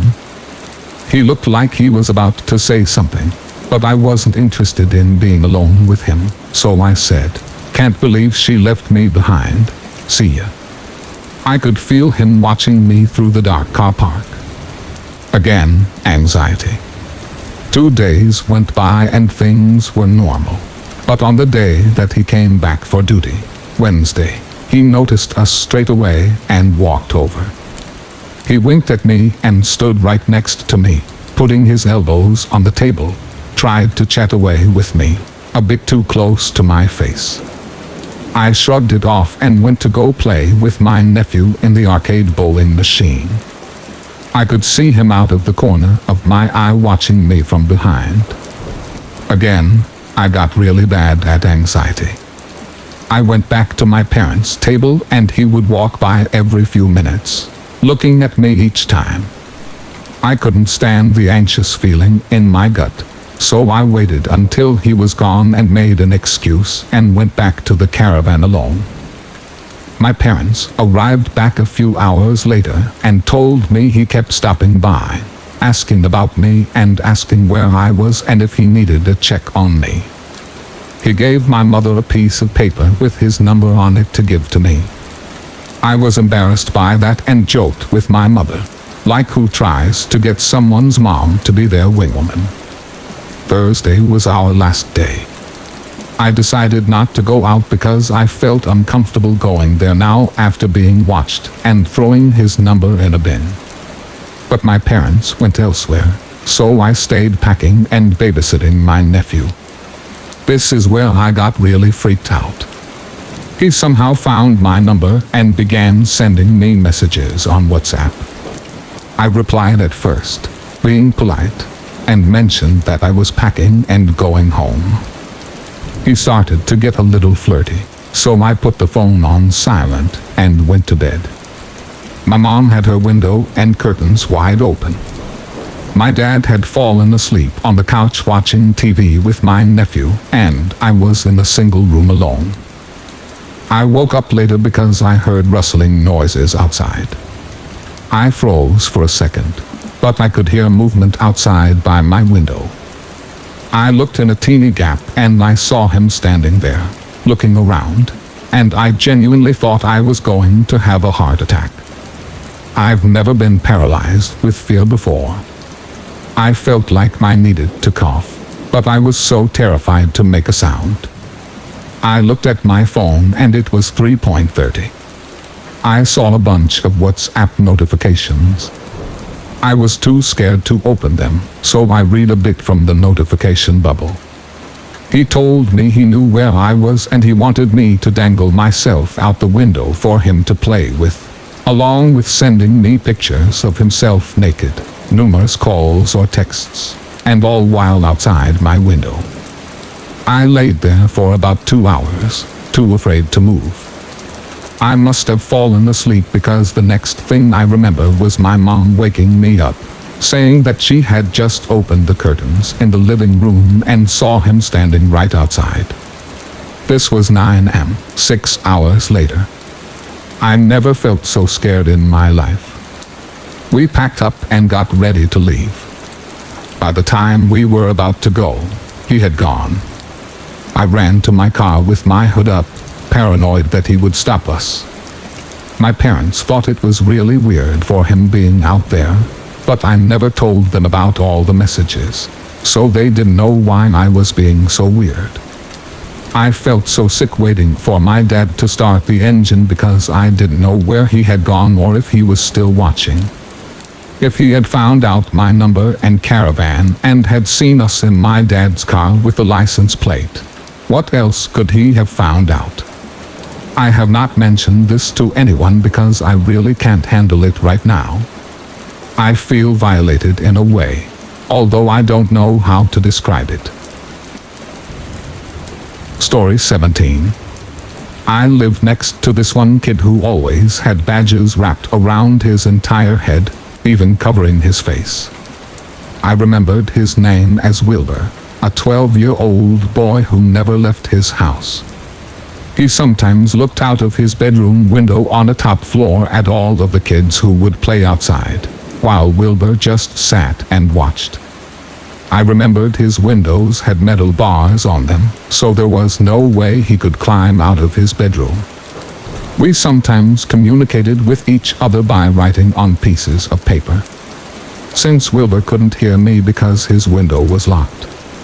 Wilbur only did this when his parents weren't around, because they were weird.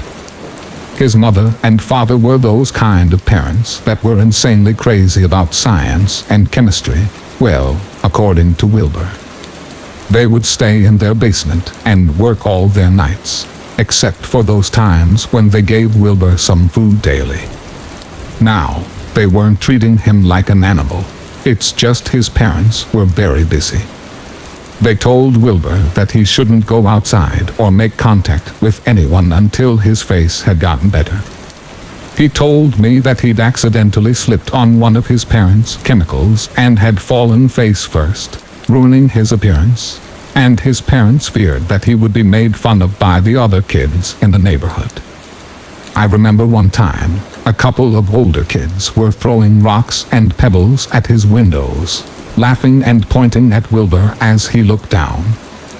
He told me that they would do it a few times, but he'd gotten used to it. But to me, he was always a great guy, and still is today. I've never been inside his house, but he showed me some of the cool stuff he'd collected, like comic books. He had loads of them, from Marvel to DC to other non-superhero comics.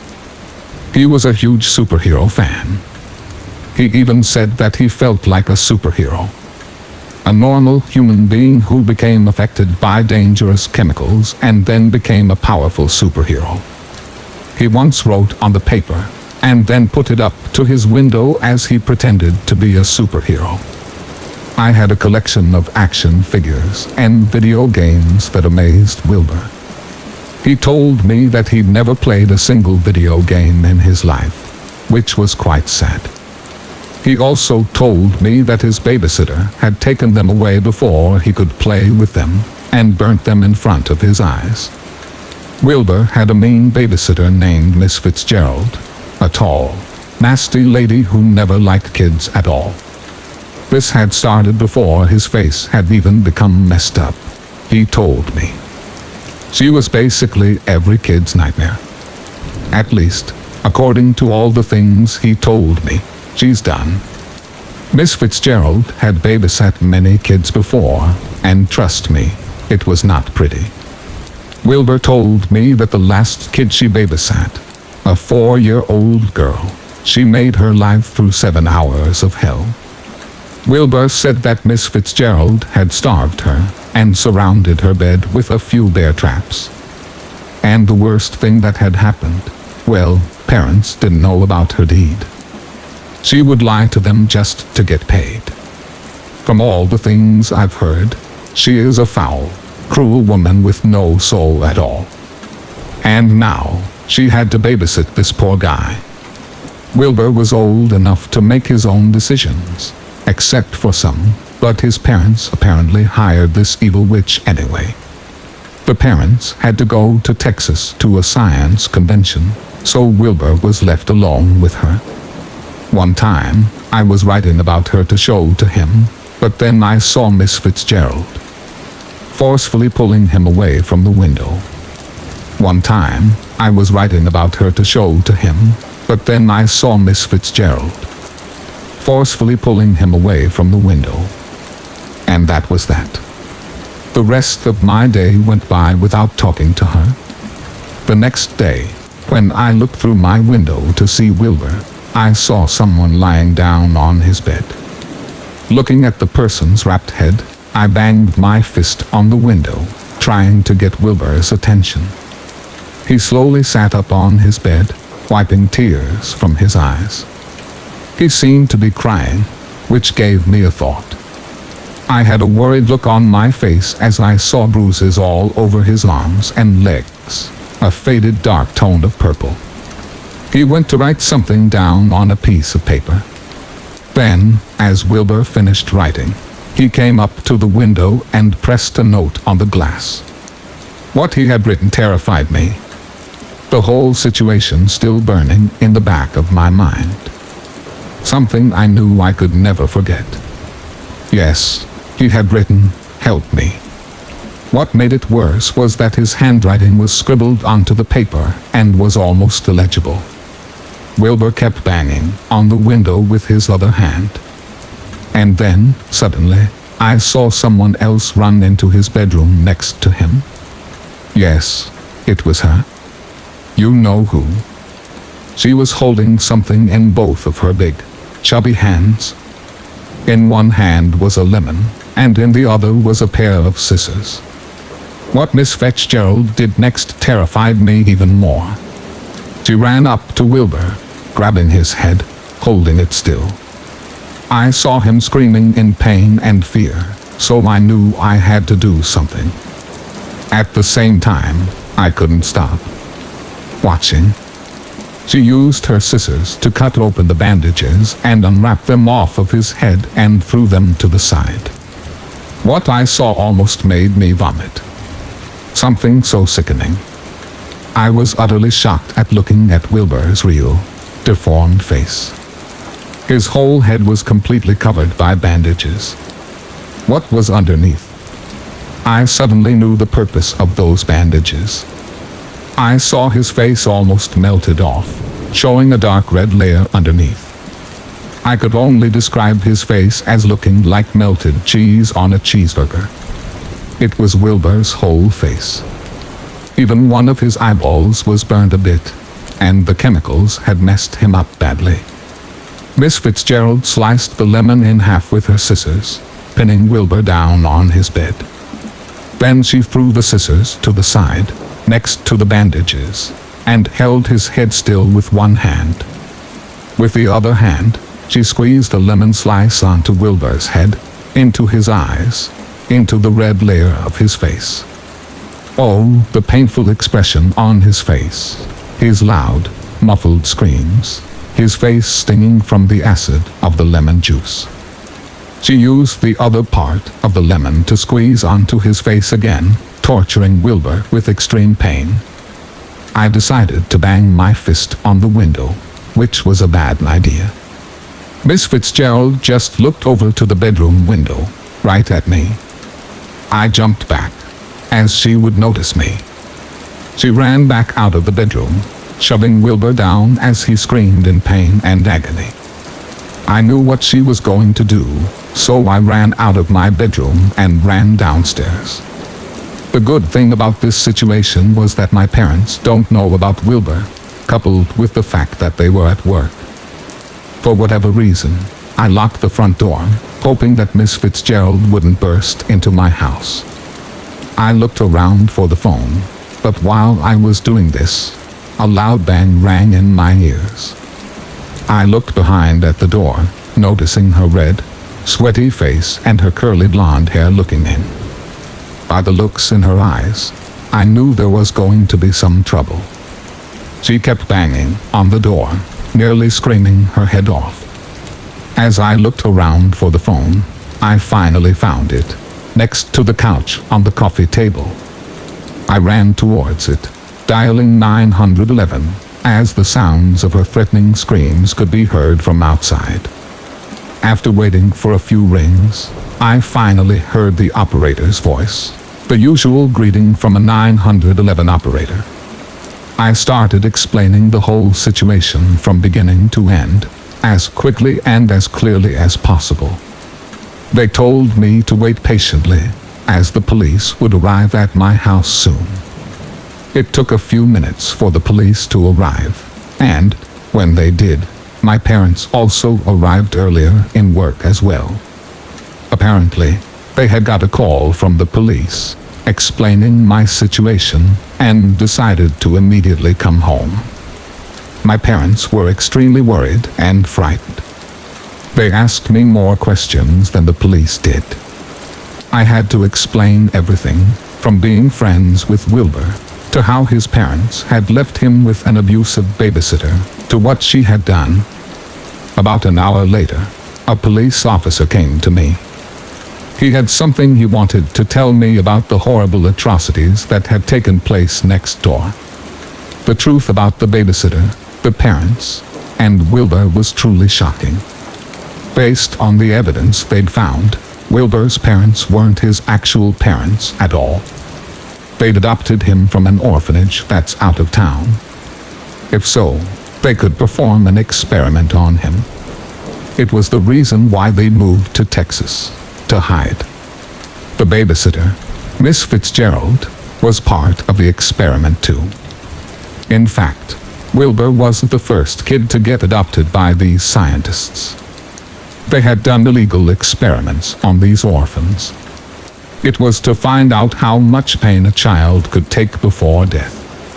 It was based on the cause of death and the age of the child. 38 children between the ages of 2 and 13 had been reported missing, and Wilbur was one of them. There were security cameras on the outside and inside of the house. Then, they arrested Miss Fitzgerald for child cruelty and the deaths of so many children. They are now in the process of finding the 2 scientists. So, I was friends with someone who would have been killed if I hadn't called the police. Apparently, Wilbur also tried to lie about almost everything he told me. He was just trying to protect himself. He was sent to a new trusted family, a married couple who lived out of town. After that, I never saw him again. Well, until now. 20 years after that incident, I went to a bar to get myself a few drinks, when a man approached me. "Remember me?" he said. I smiled, realizing how long it had been since I last saw Wilbur. In fact, he now looks like a nice, healthy man without his bandages. His brown hair with sky blue eyes. And, to be honest, he almost looked like a complete stranger. After that, we talked and drank a few glasses of beer, finally speaking to each other in person. Wilbur and I knew that nobody would try to keep us apart. That the scientists and the babysitter are probably still locked away right now. I keep thinking about that again and again. The fact that this man would have been killed if I hadn't saved his life. Story 18. I want to begin by saying that I've been an over-the-road trucker for the past 2 years now. Ever since I was 21, and I honestly love what I do, even if it's for ungrateful people. But during the past 2 years, I've seen some unnatural things on the road. Things that have things that have no real explanation. Some feel evil, others just aren't. I'll begin with the one that most people who are, or who have family in an industry, have experienced, or at least have heard of. The black dog. I won't go into too much detail, but every commercial driver has to follow hours of service regulations stating you can drive no more than 11 hours a day, and you can't be on duty more than 14. If either are met, it requires a 10-hour rest break. Seeing the black dog is caused by your brain forcing a shutdown because of fatigue while you're driving. It happens so quickly, you fall asleep with your eyes open, blending reality and the dream state, causing hallucinations. The old wives' tale states that if you see the black dog, well, it's time to get some rest. Some say the dog is there to protect people from getting into accidents, sort of like a guardian angel. But after this experience, I think there's more to it than everything previously stated. 6 months in as an over-the-road driver, I had a delivery to make in Tonawanda, New York, and was coming up through Pennsylvania on one of the state routes. It was right around 10 p.m., and I still had about 3 hours left to drive. Now, I can't stress this part enough. I was even remotely tired. I came around a winding set of curves on this route through the forest. I came around a blind left curve, and there, I saw it. A black dog, come darting out into the road. I was traveling at 50 miles an hour, with 42,900 pounds in the trailer. There was no way I could stop in time. I stabbed into the brakes, and then I felt the thud. Yes, I felt the truck hit this dog. There's no way it would survive being hit by 76,000 pounds at 50 miles an hour. When I finally came to a stop about 400 feet later, I pulled off as far to the right as I could, and turned on my 4 ways. I stepped down out of the truck, and walked around to the front. No damage, no blood, no scratches, no anything. I walked all the way back to where I'd hit the dog. No blood, no mangled mess of bone and fur. There was nothing. I went back and grabbed my flashlight out of the truck and started heading to where I'd hit it to look around. If it was someone's dog, they had a right to know what had happened. I searched for this dog for 30 minutes and found nothing. I was completely confused, but I gave up the search and turned to walk back to my truck. As I turned, I got chills down my spine. The hairs on the back of my neck stood up, and I broke out in a cold sweat. The dog was sitting just below my driver's side mirror, staring at me. I could only see it because of the amber marker light on the side of my truck. I decided to shine my flashlight on the dog, but as soon as the beam of light hit it, it just vanished. Gone. My gut told me it was time to get out of Dodge. I ran back to my truck, climbed inside, locked the doors, released my brakes, and booked it down the road. The next 5 miles, I swear, I kept seeing this black dog on the side of the road, just staring back up at me. Something didn't feel right about it at all. It was always staring at me, always expressionless. It didn't do anything but sit there. But it would disappear, and then I'd see it again. The fear I've never felt before started creeping up on me. I was legitimately scared at that point. I didn't know what to do. There was nowhere with enough space for a 73-foot combination vehicle to turn around. This delivery needed to happen. So, as they say, I kept on trucking. 15 miles later, weird things started to happen. My interior lights would turn themselves off and on. My headlights would flicker erratically. I began to lose air pressure from my brakes, which is not good.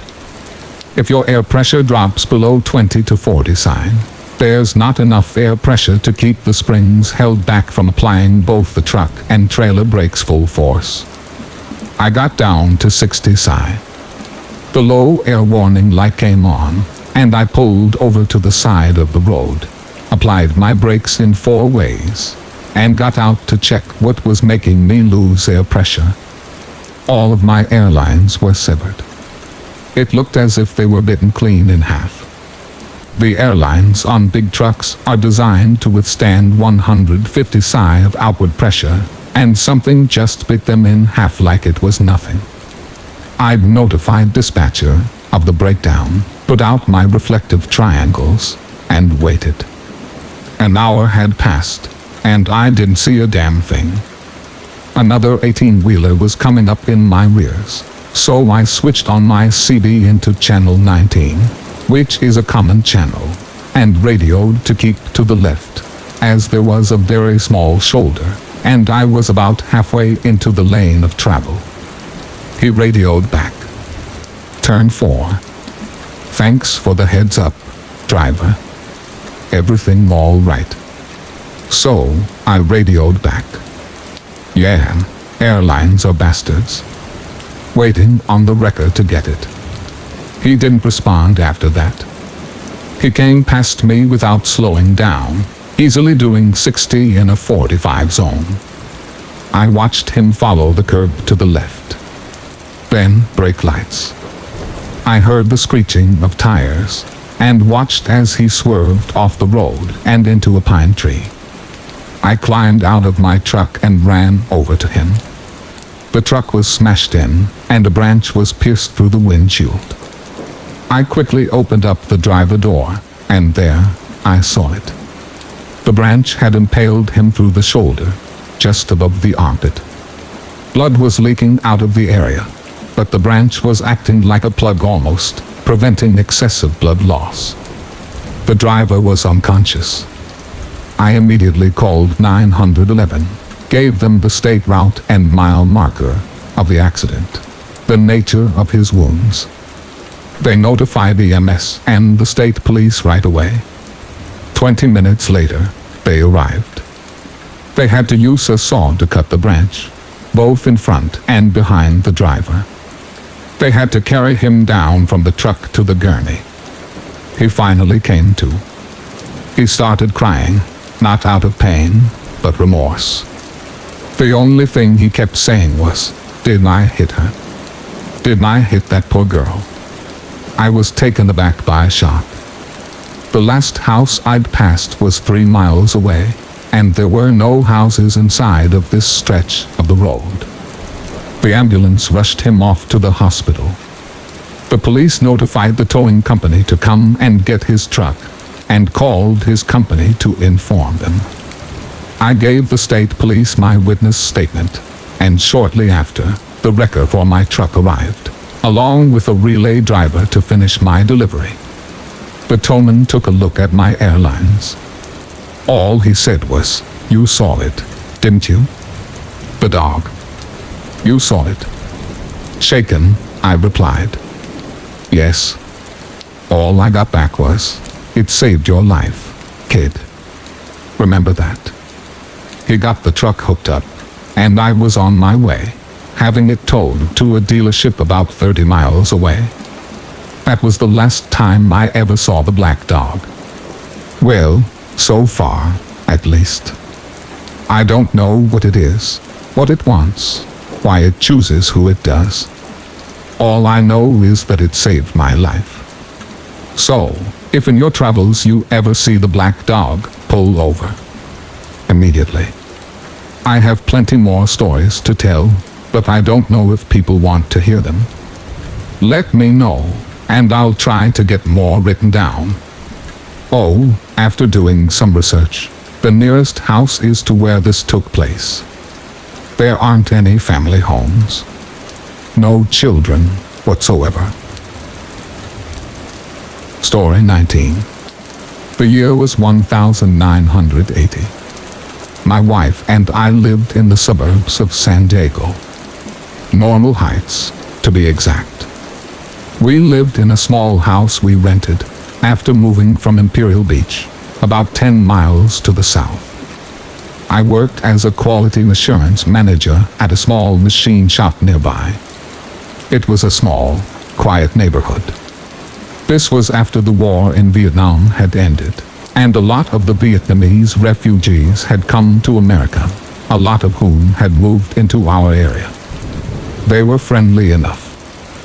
However, we were not very social people, and mostly kept to ourselves. It was me, my wife, and our 2 dogs, Jeep and Buck. Jeep was wicked smart. At times, it was almost like interacting with another human being. Buck was more of a doofus, but a master escape artist. I couldn't count how many times I'd gone to look for him, and he'd find his way out of the yard, or run amok through the neighborhood.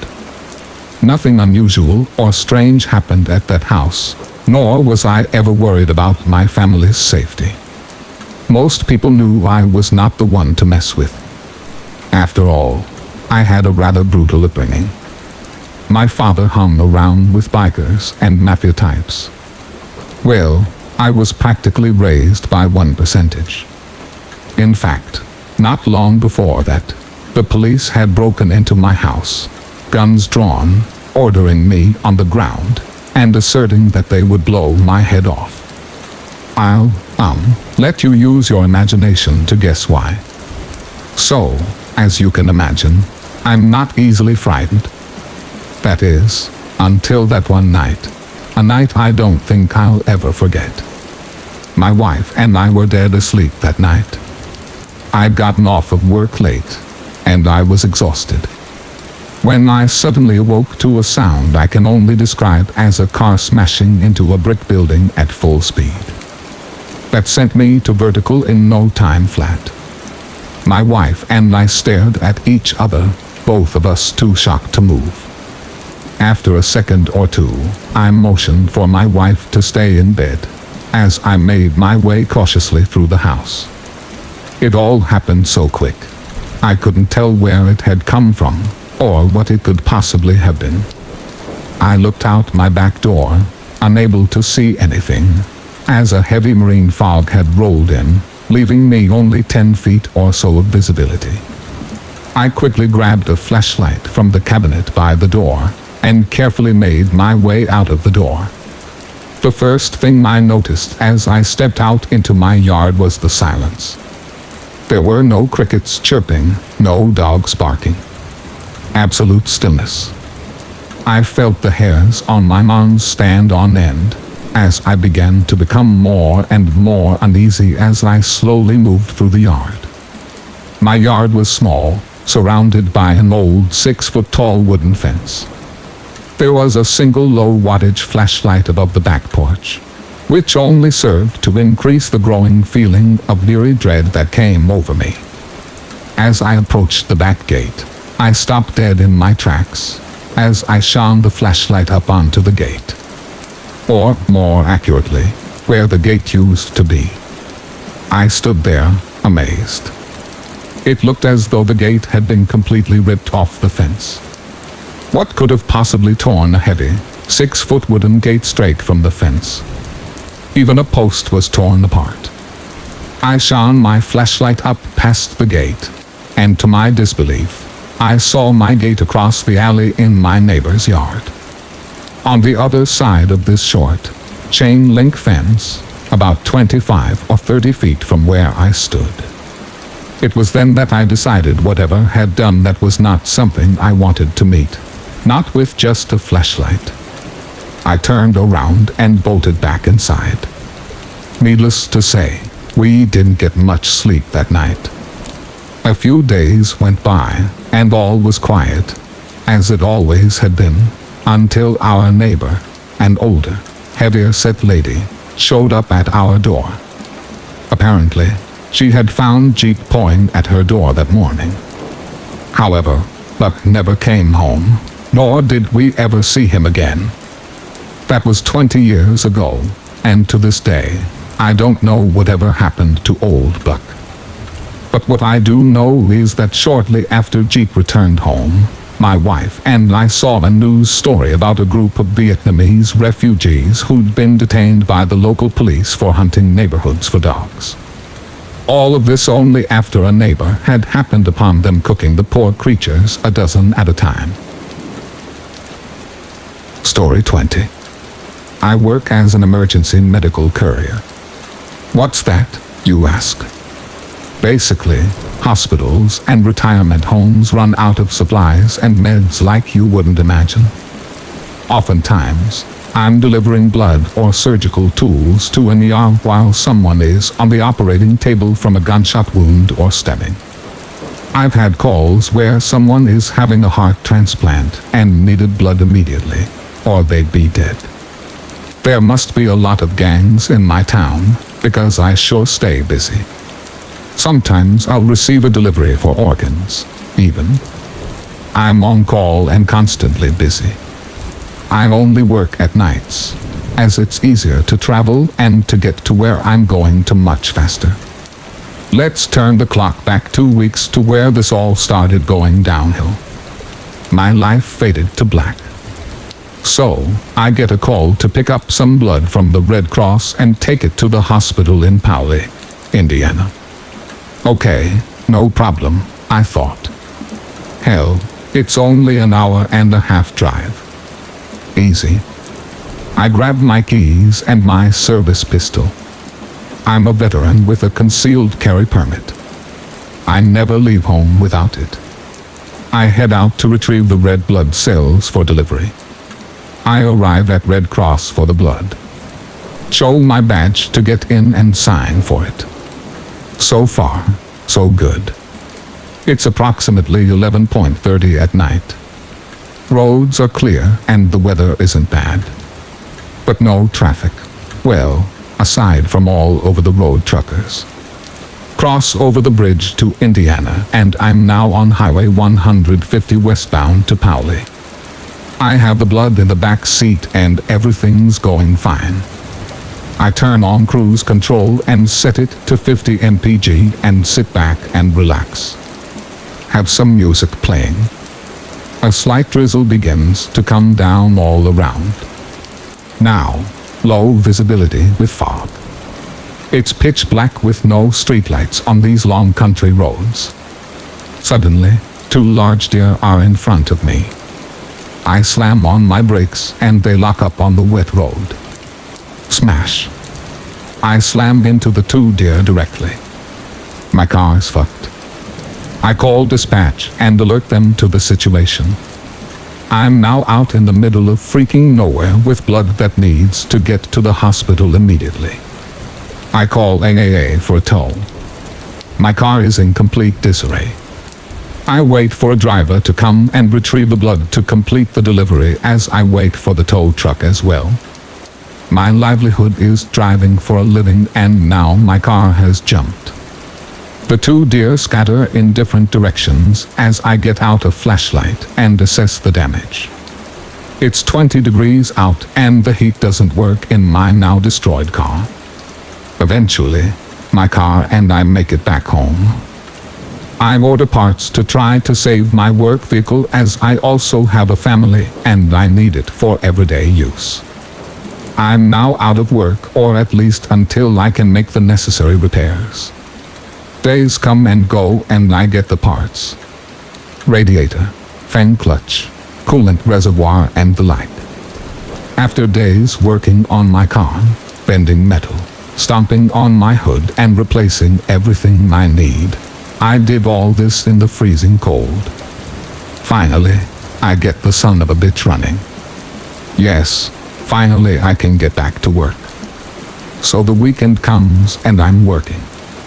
Everything's normal and I'm happily making money again to provide for my now 2-year-old son. Wanting the best for him, I'm working as much as possible. I get home from work and I'm exhausted.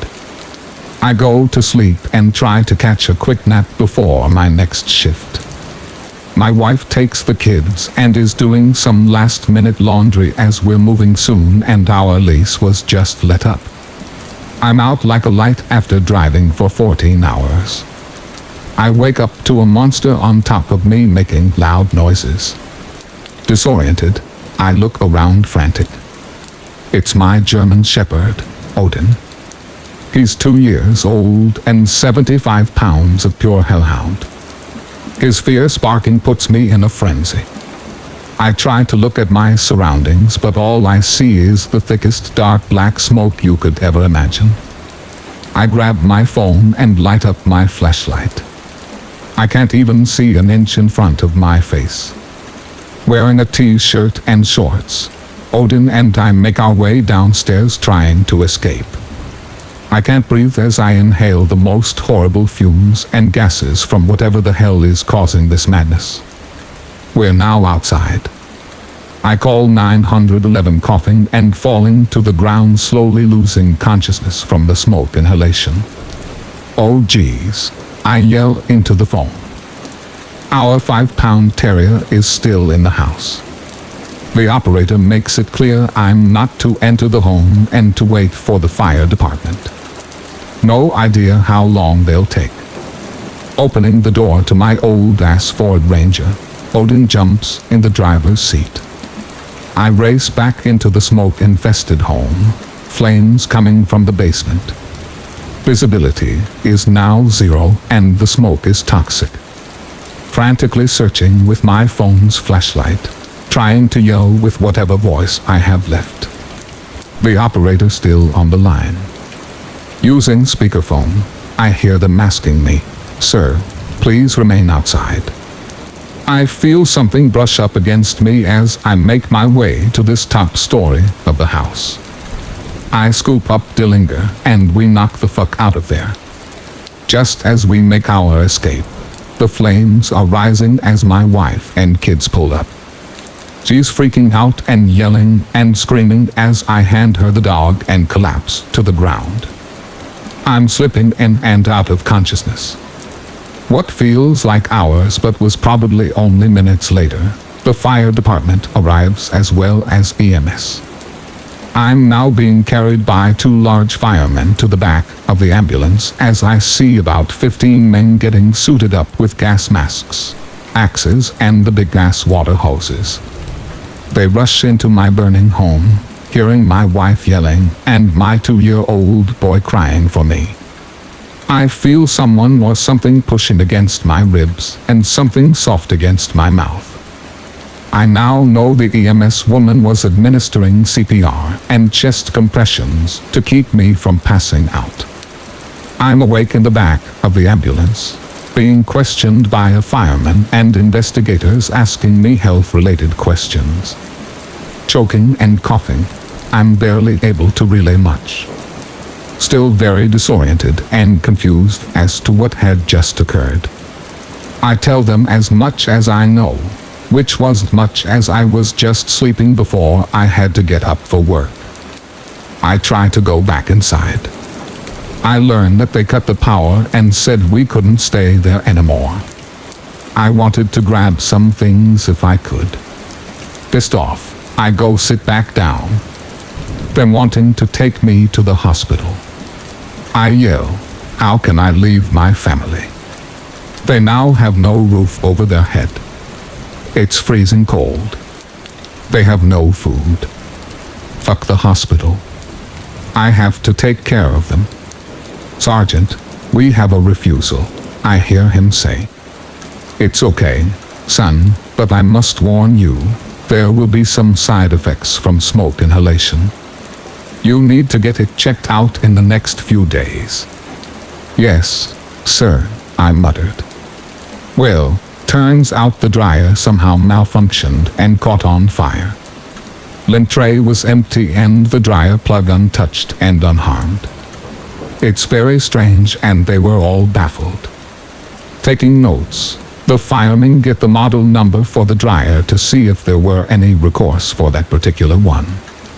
It's 2 days later and I'm cleaning the place out, salvaging what I can get and throwing out everything that was damaged by smoke and fire. Thankfully, I had renter's insurance and they sent us some emergency funds so we could have a roof over our head and food to eat. My family was up in a hotel as I'm covered in soot and smoke.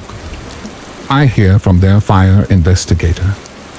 He informs me that if the dog hadn't woken me up when he did, a few minutes later, I would have been dead for sure. 2 things I'm grateful for, renter's insurance and my best friend Odin, the German Shepherd. I urge everyone to get both. I shower my best friend with some well-earned treats.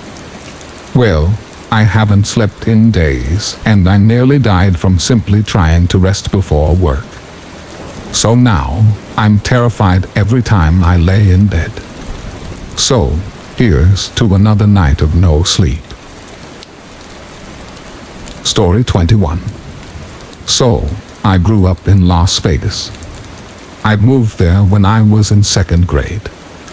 I was around 7 or so and my mother was working at some sort of motorcycle repair shop in Arizona that just wasn't paying the bills at all. So, she jumped at the offer of a new job. Fast forward about 5 years. I'm in middle school and my brother and I were almost exactly 2 years apart. I was about to turn 12, so he was around 10 at the time. My mother, being quite low on the seniority list, was forced to work late nights. That left me and my brother home alone after school more often than not. Our nights were usually pretty uneventful. Usually consisted of us avoiding whatever homework we were assigned, warming up leftovers in the microwave and watching whatever sparked our interest on TV, which was either WWE wrestling or some kind of cartoon. We usually ended up in bed before our mom got home, but occasionally we'd wait up for her. One night, or I suppose one afternoon considering it was still light, everything was pretty normal. My brother sat on the living room floor, engulfed in whatever was on the TV, and I was using my mother's desktop computer, leveling up my character on RuneScape. Then there was a rather aggressive knock at the door, which was very odd. I was sort of an outcast child. I didn't have too many friends, nor did my brother. Not only that, We lived in what you would consider a senior living community. My mother was the youngest adult there, and was around her mid-30s. My brother, being too short to reach the peephole, doesn't move, only slightly reacts and looks at me. I get up off the computer chair and make my way to the front door to glance out the peephole. I see a man in a black ski mask, staring at me through the peephole. It definitely didn't seem real. It sort of seemed like something from a click movie, as if you were dressed to rob a bank. I was immediately scared shitless, and I obviously didn't bother asking who it was. I silently stepped away, shut off the TV, grabbed my brother on our small black Pomernary, and ran towards my bedroom. Once we were safely hidden in my closet, I informed him of what I saw outside. He didn't say much, but was visibly shaken, and just quietly stood there holding our little dog. I slid the tiny flip phone our mom lent us for emergencies from my pocket, and dialed 911. I whispered to the operator the entirety of the call, and I didn't think the man had left, considering the knocks persisted after we left the living room. Yet somehow, she understood me, and sent an officer over. Immediately after the call ended with the operator, I dialed for our mother. I explained everything to her, and she ended up leaving work early, and came home around the time that the police had as well. I'm not sure what deterred him at pursuing further, but of course, the man was gone by the time they both had arrived. The officer was very clearly not taking any of it seriously, most likely thinking that these two young boys were just paranoid from staying home alone. It was probably just a young man playing a joke on a friend, they thought. However, like I stated before, we live in a senior living community. Who could he be possibly playing a joke on? His dear grandmother. He then gave my brother and I stickers, as if that would console our nerves after seeing some masked man pounding on our door. Fortunately, I never saw the stranger after that. However, after the experience, my house did get broken into, as well as my car 3 times. Thankfully, none of us were present when any of this took place, since my family and I moved out of the state and installed a security system. Nevertheless, I hope we never meet again. Story 22. This story happened about a year ago, and it was pretty out there even for me. I was about 20 at the time that this occurred, and I am a female. So last year, I moved back in with my dad after having lived out of state for some time. At the time, my stepmom, little half-sister, stepbrother, Jay, and his girlfriend, Cam, and her child, Leela, were also all living there too. My stepmom has a way of just letting people live in my dad's house, and my dad has no balls and doesn't say anything until something big happens, which it always inevitably does. So, not long after I moved in, my stepbrother was kicked out for illegal activity, but Cam and Leela stayed with us. I think, to my stepmom, Cam was this perfect person, and I don't really know. Just for a side note, Leela was Cam's daughter, but not my stepbrother's kid. No relation at all. Now, Cam was about 18 at the time, and Leela was a little over 2. Cam and I became loose friends because we were living together, and I would help babysit Leela when Cam had to go to work.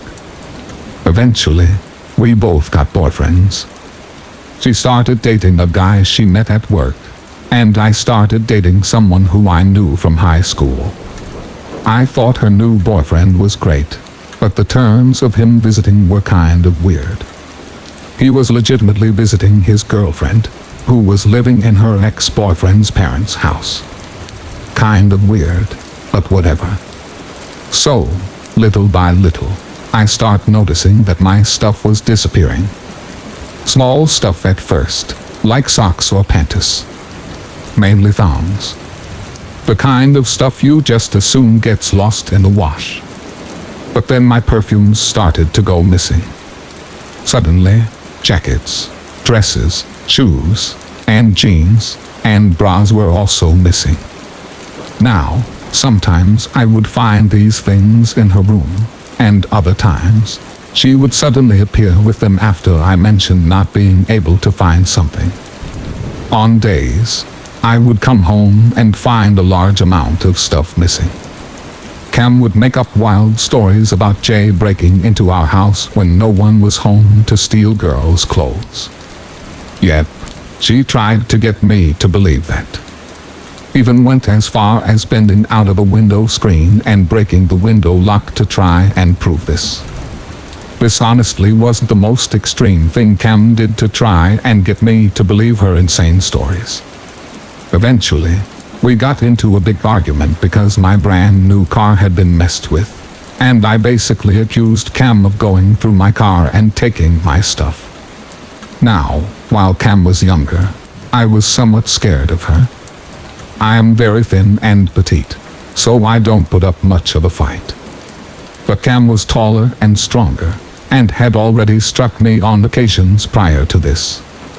So, in retrospect, any angry accusation was probably a bad idea, since it was just us and one of her friends home.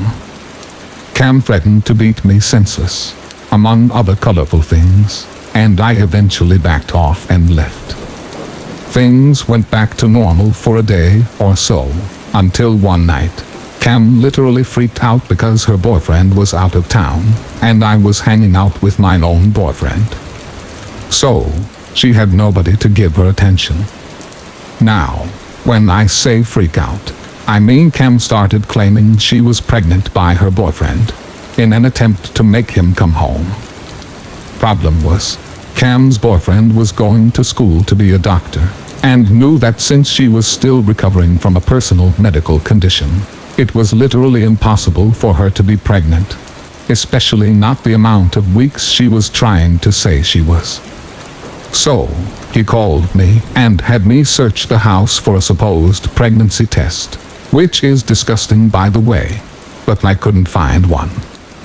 So, he confronted Cam over the phone about it, and she admitted that she was lying because she wanted him to come home. I'm going to add that he had been gone for less than 6 hours at this point, and that he was visiting family only a few hours away. So, he told Cam he'd be back in a couple of days, and things seemed to settle down. Cam seemed to calm down, and I went to bed. Later that night, Cam's boyfriend called me again, going on about how Cam had called him, threatening to kill herself unless he came home right then and there, but that his car was messed up, and it was about 1 a.m., and nobody was going to give him a 2-hour ride back home right now. So, I go into Cam's room, and she's laying on her bed in the dark, and she has a pill bottle in her hand. She's rambling about how she wants to die, and that she wants her boyfriend, and that if he doesn't come, she will just kill herself. And she doesn't care that Leela won't have a mother. Well, I freak out, wake up my stepmom, who basically yells at Cam to throw up any of the pills she's taken, and then goes back to bed. Great family, right?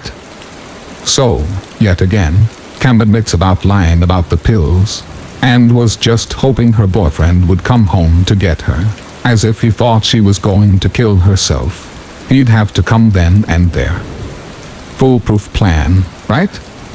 Well, he didn't come, obviously, and Cam calls Jay to come pick her up, and rides off with him, leaving Leela behind. I put Leela in my parents' room, in her playpen, and then I left, because I was done.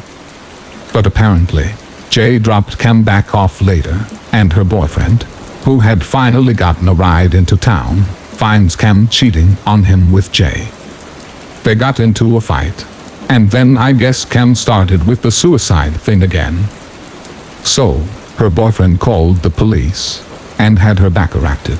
which is basically when they lock up people threatening self-harm in a psych ward for 72 hours to get them to calm down. Alright, here is the point where it gets kind of crazy.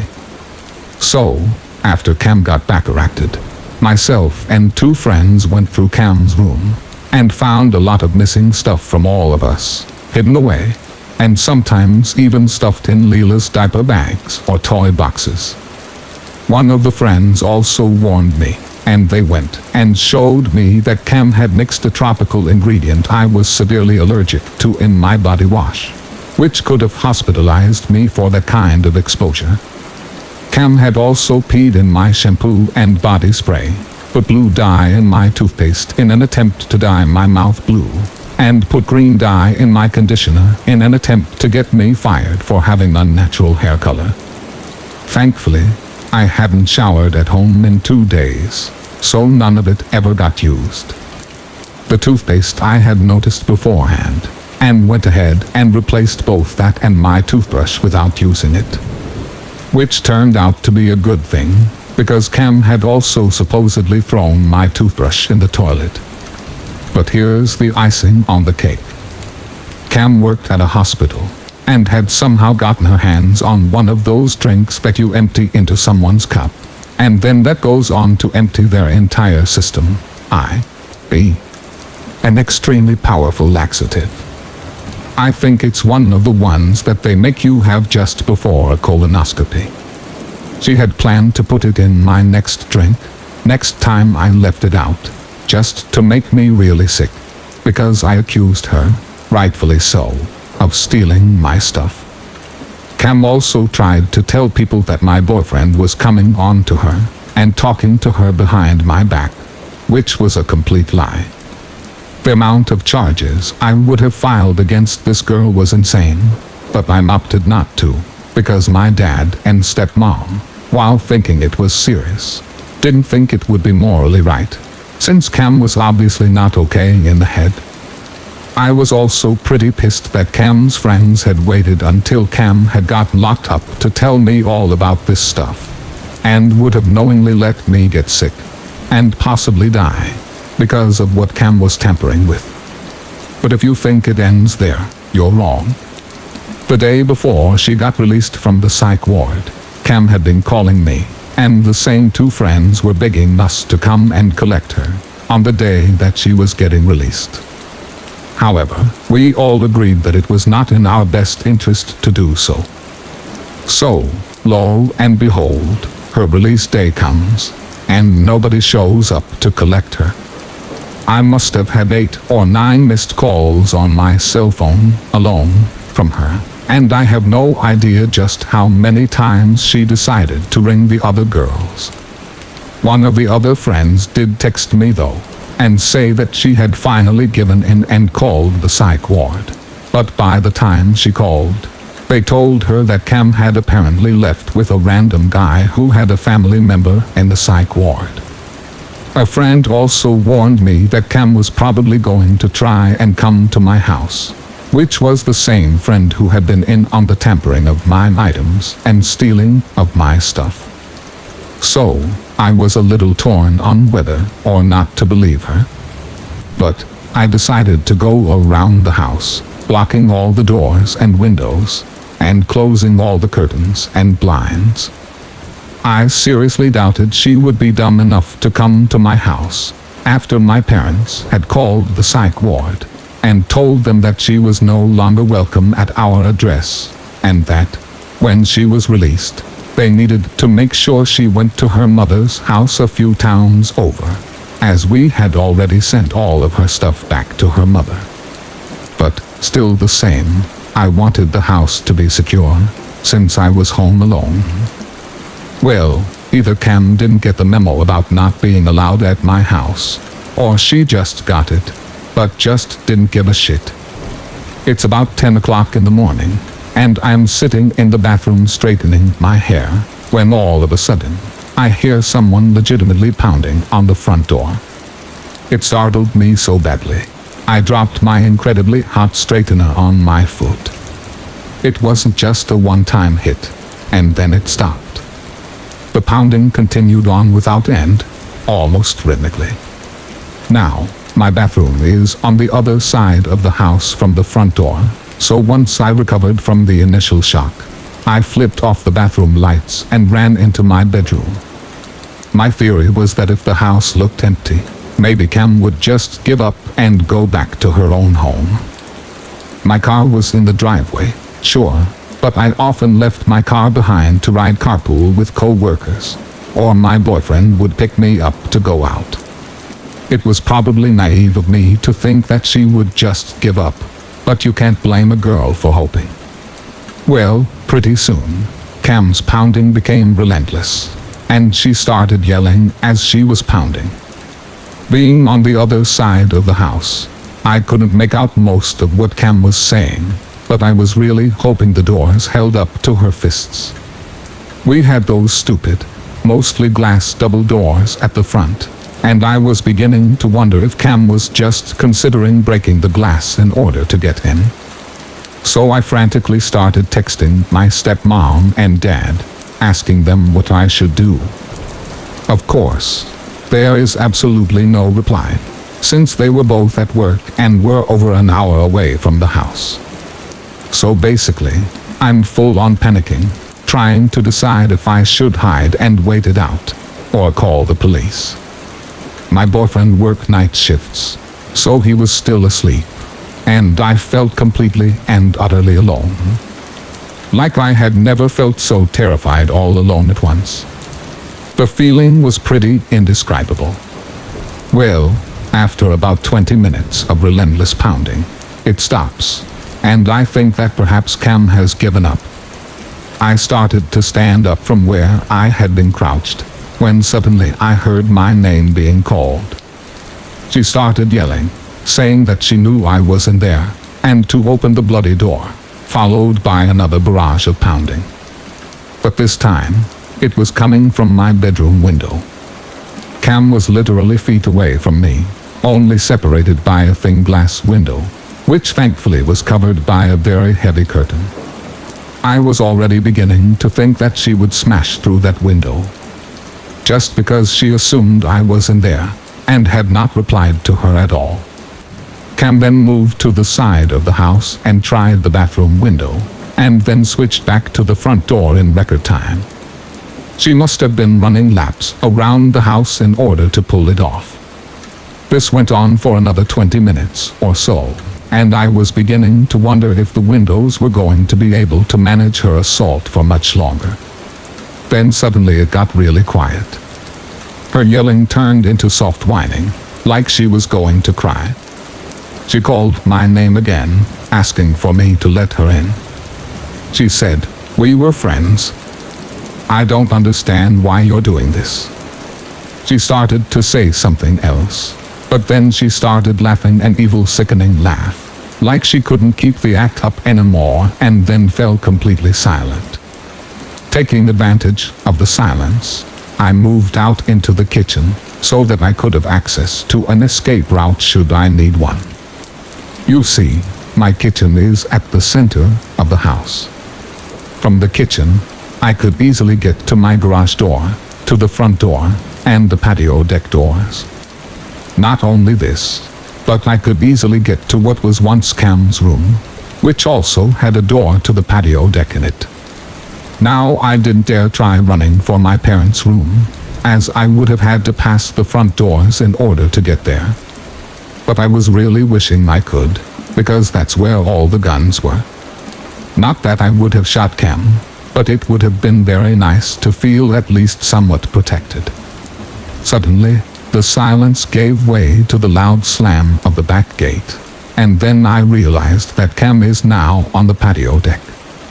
I held my breath as Cam went and checked every door, including the one that went into her former bedroom. She actually spent a fair amount of time on this one, I guess, hoping it would break loose or something, or maybe there was some trick to try and get it open that I didn't know about. But when that didn't work, Cam began screaming. She wasn't really saying anything, just yelling out sounds. It was honestly quite eerie, and I remember feeling like I was in some twisted horror movie. I hear our heavy metal patio furniture getting thrown around, and the sound of glass shattering as one of the tables connected with the concrete. There were also a couple of splashes as the table and some of the chairs ended up in the pool.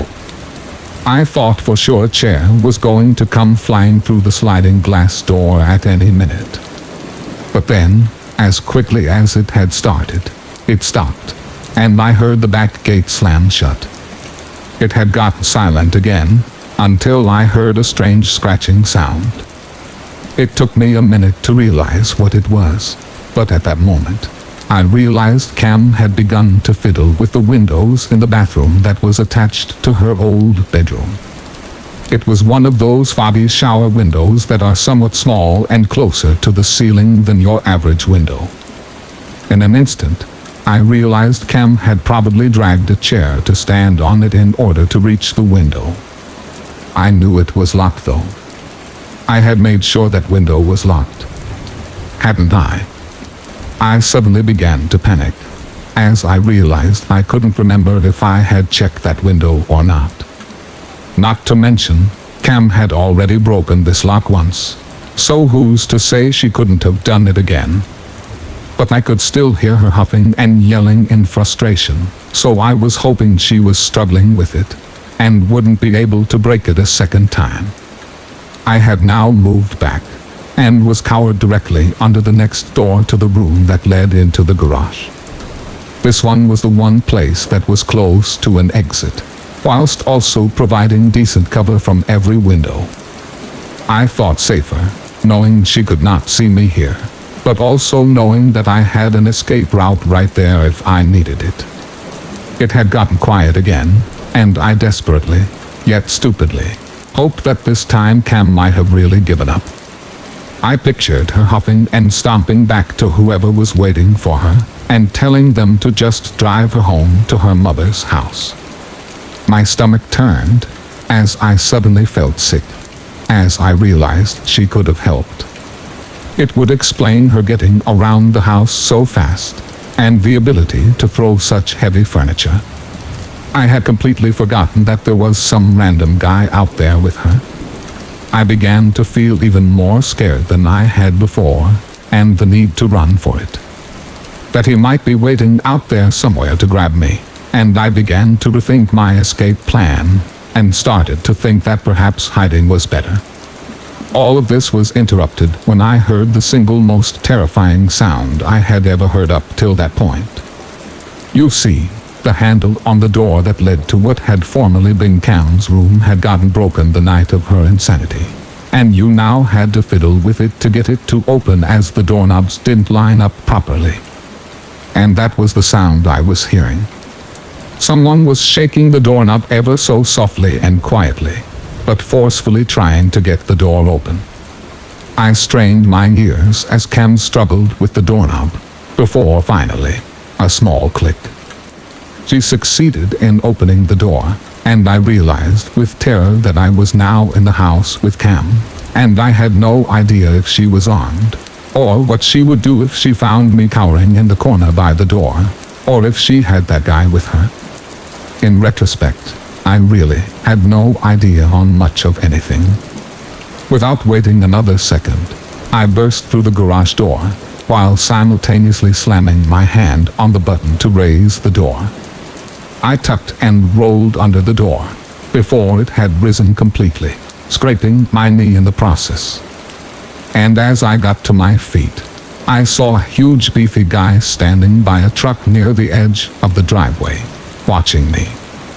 He began to take a step towards me, and I took off running. I sprinted between houses, and up onto the golf course, where I was literally in the middle of all the golfers. Not that they gave two shits about a girl half-dressed crying. Once there, I called 911 and collapsed on the golf course as I waited for the police to show up. They came in without sirens, and asked me to walk up to the gatehouse at the front of the neighborhood to meet me before they searched my house.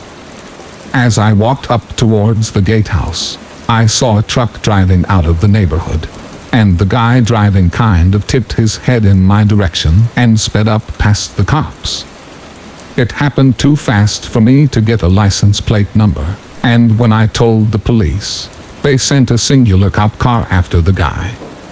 But as far as I know, with no license plate, name, or much of a description other than white male driving a white truck, they never caught the guy. Unfortunately, this is where it gets anticlimactic. My stepmom showed up, having read my text, but didn't respond.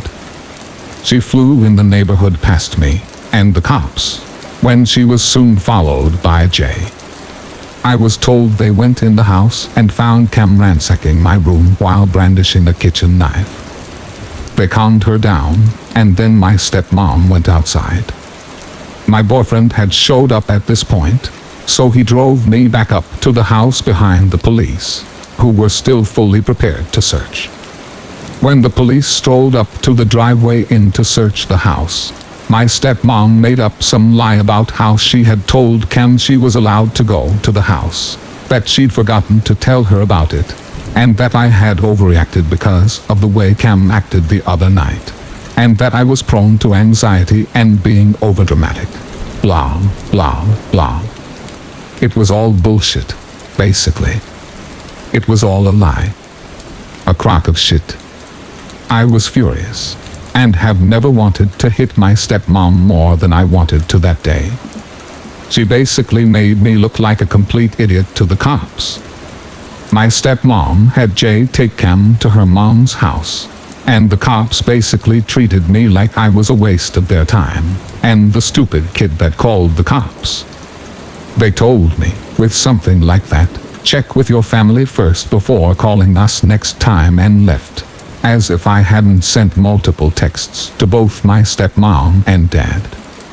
The cops around here aren't known for being amazing anyway, and they basically proved to me how incompetent they were that day.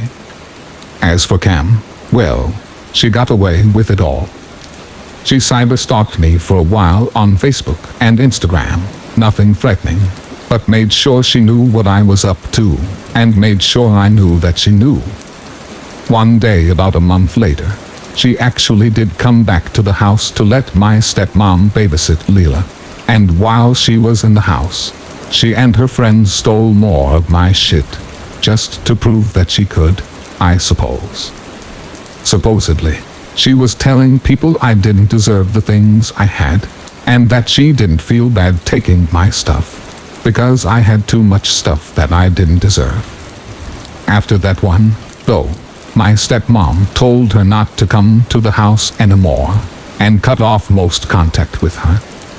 Recently, I heard Cam conned some guy into marrying her after dating her for about a month, and they moved across the country to be near his family. Ironically, they moved into a town literally 45 minutes from where my biological mother lives, so I guess there is a small chance I could see her again. But I haven't heard anything from her in almost a year. Her friends still live around here, and occasionally say shit to me, or try and stir up problems. But I recently moved in with my boyfriend, so Cam no longer knows where I live, and I've changed my phone number. I deleted all my social networks except for Reddit, but did take an extended leave from my account, and that is pretty much it. I really hope never to meet that psychopath again. Story 23. I was a new nurse at our hospital, and had only been working there for a couple of months. I had brought a patient of mine up from day surgery from the ER for an endoscopy, and they called me back down and asked me to bring up her family, as she didn't speak enough English to communicate, and we needed her consent for a procedure. After dropping them off, I walked past the waiting room and headed back down the hall to the elevators. I took the way back to get to the ER, and all the hallways were deserted. You see, this used to be the pediatric wing of the hospital, but it has been shut down for years, and all the rooms are deserted, full of broken equipment, beds, and just general crap. As I reached the nurses' station at the T-junction, between the pediatric hallway and the hallway that goes down to the elevators, I saw a little girl standing across from the nurse's station further down the hall. She had big pigtails and was wearing a brown dress and white shoes, holding a teddy bear. I thought perhaps she was a family member who had walked away from the day's surgery waiting room. I was concerned that she would go into one of these rooms and might get hurt or lost. So I said, "Hey little girl, what are you doing? You don't need to be over here. You're going to get hurt." And I walked around the nurse's station so that I could grab her hand and bring her back. I shit you not. As I got about 15 feet away from her, she vanished. Every hair on my body stood up straight, and I turned and ran like a bat out of hell to the elevator. I pounded that button for what seemed like an eternity, until the elevator got to the I was on. As I got back to the ER, I walked up to the nurse's desk, and one of the older nurses looked at me and said, "Geez, what's wrong with you?" I remember babbling like an idiot as I tried to tell them what happened. After listening to me for a moment or two, the nurse said, "Oh, you saw the little ghost girl? Yeah, she's been around here for years." And I remember replying, "Well, thanks for telling me about this before." Apparently the ghost has been here ever since the ER, ducking in and out of patients' rooms and peeking around curtains. My wife worked up on the 7th floor and said that one time on nights, a whole row of patients started yelling about a little girl that was running around in the rooms. I guess she gets around. Story 24. I travel pretty regularly, so I don't struggle with anxiety nor anything about flying. I really quite enjoy it. That being said, Flight 72 from New York City to Istanbul in 2012 was easily the scariest experience of my life. We departed from JFK early evening. I wanted to say about 5 or 6, and it was a 10.5-hour flight. A couple of things as background. My plan was to eat the provided dinner, wait a little bit, take the sleeping pills I bought and pass out and hopefully wake up an hour before landing and avoid all the monotony that goes along with long flights. The other thing to note was that this was not a nice plane. It looked old. It felt old and rickety and had that old plane smell. Okay, so everything was going to plan. We were about 3 to 4 hours into the flight. I'd eaten dinner, taken my pills, and was just starting to fade out when I noticed 2 things. 1, the screens throughout the cabin that depicted the flight path and our current location were off. Last I looked, it had shown us ways off on the coast near the middle of the Atlantic, and it felt like we were periodically dropping altitude. It was odd, because it felt controlled, and it wasn't a big constant drop. Just every few minutes, you could sense that we were being lowered bit by bit, leveling off. This sort of piqued my interest enough to shake off the drowsiness that was coming on. But I wasn't really nervous at this point. Just curious as to what was going on. I don't think many people on the plane had any idea about anything unusual. That was until we heard over the intercom, "We need to make an unscheduled landing. Flight attendant, prepare the cabin." That got people's attention. Obviously, my first thought was unscheduled landing. Where? We're in the middle of the Atlantic. I was sitting in the middle of the cabin in the 767 we're in, near where the flight attendant station is, and the jumper seats they sit in. So it was easy for me to lean over and try and chat with one of them. I asked if they had any more information, and knew where we were going to land or what was going on. To which the 2 flight attendants replied that they didn't have any more information that we did at that point. So this sort of quiet anxiety now exists within the cabin. People are chatting quietly between themselves, and everyone is looking around out the windows. It was a clear night, and we were over the Atlantic. All you could see was the ocean. Meanwhile, the screens are still dark, and we are continuing this sort of periodic descent. 10 minutes pass. The captain comes on and essentially repeats the same message. Still no more information from the flight attendants, and this 10-minute pattern of repeating the same message and the weird descent, with still only the Atlantic to be seen out the window, goes on for another 15 minutes. I had no idea what to assume about all of this. Even the flight attendants seemed anxious, and I even specifically asked them if it was an emergency landing, if the plane was malfunctioning, and they wouldn't confirm or deny anything to me. Let me say here, the flight attendants were phenomenal this whole process, very patient and helpful, and they legitimately did not have the answers we were looking for, and did a wonderful job of keeping everyone calm. That being said, the pilot gets on the line and repeats the message and says we're making an emergency landing. This time, sooner than the 10-minute pattern before. At this point, we couldn't have been more than a few thousand feet above the Atlantic, as our descent had continued this whole time. I didn't have the perspective to see forward, obviously, but on both sides of the plane, all I could see was ocean. There was a palpable anxiety in the cabin, including myself. I always wondered how much that sleeping pill I took helped calm me down with how high my adrenaline level was. It certainly wasn't helping me sleep at this point. We were getting closer and closer to the ocean, like we were going to land almost. My heart was thumping in my chest. I even got my phone out and was drafting a text to my wife to tell her that I loved her, on the small chance that it would somehow send. Not sure what I was thinking. At the very last moment though, nearing the ground, I see the small light of some fishing boat, and then some lights from land, as then we touched down on land. Everyone clapped and yelled in joy, and let out a huge corporate sigh of relief.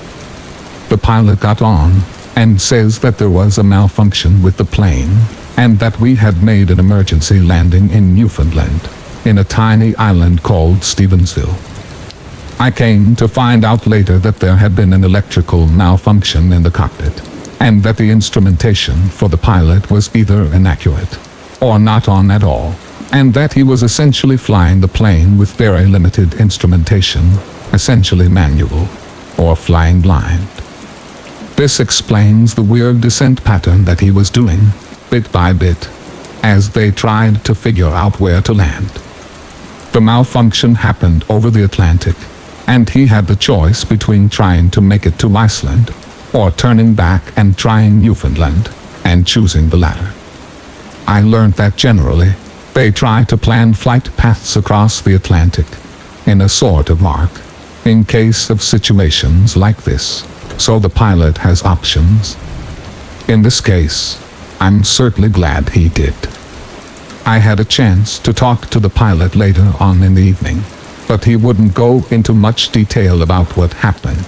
But I assumed he would have just told me that this was a routine kind of thing.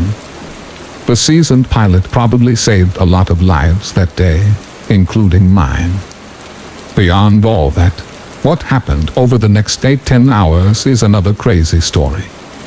But still, that time with those crazy descents was some of the worst and most terrifying times of my life, and I'm so glad I made it out alive. Story 25. During one of my visits to Hawaii, I stayed with my aunt and cousins. They lived in an apartment right across the street from Puahu School, Honolulu. On this particular morning, the family left home in the morning, and I decided to stay at the apartment to clean and do laundry.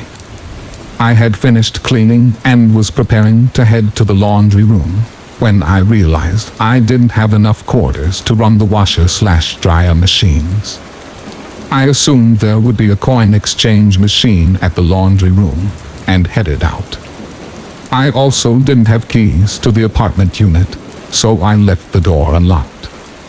If I'm remembering this correctly, my aunt lived on the 4th floor, and the laundry room was located on the 2nd floor. Typically, the apartment was pretty quiet. It was rare to meet anyone in the hallways or on the elevator. Anyway, I get to the laundry room and survey the area, only to realize that there aren't any coin exchange machines. I decide to ask one of the other tenants for change. I walk out of the laundry room and knock on the door right across the hallway, and an older man comes to the door. I explain the situation to him, but he doesn't have enough quarters. I thank him, and then knock on the door to the right of the laundry room entrance, hoping that they have enough quarters for me to finally get some laundry done. Another older lady, maybe in her 60s, opens the door.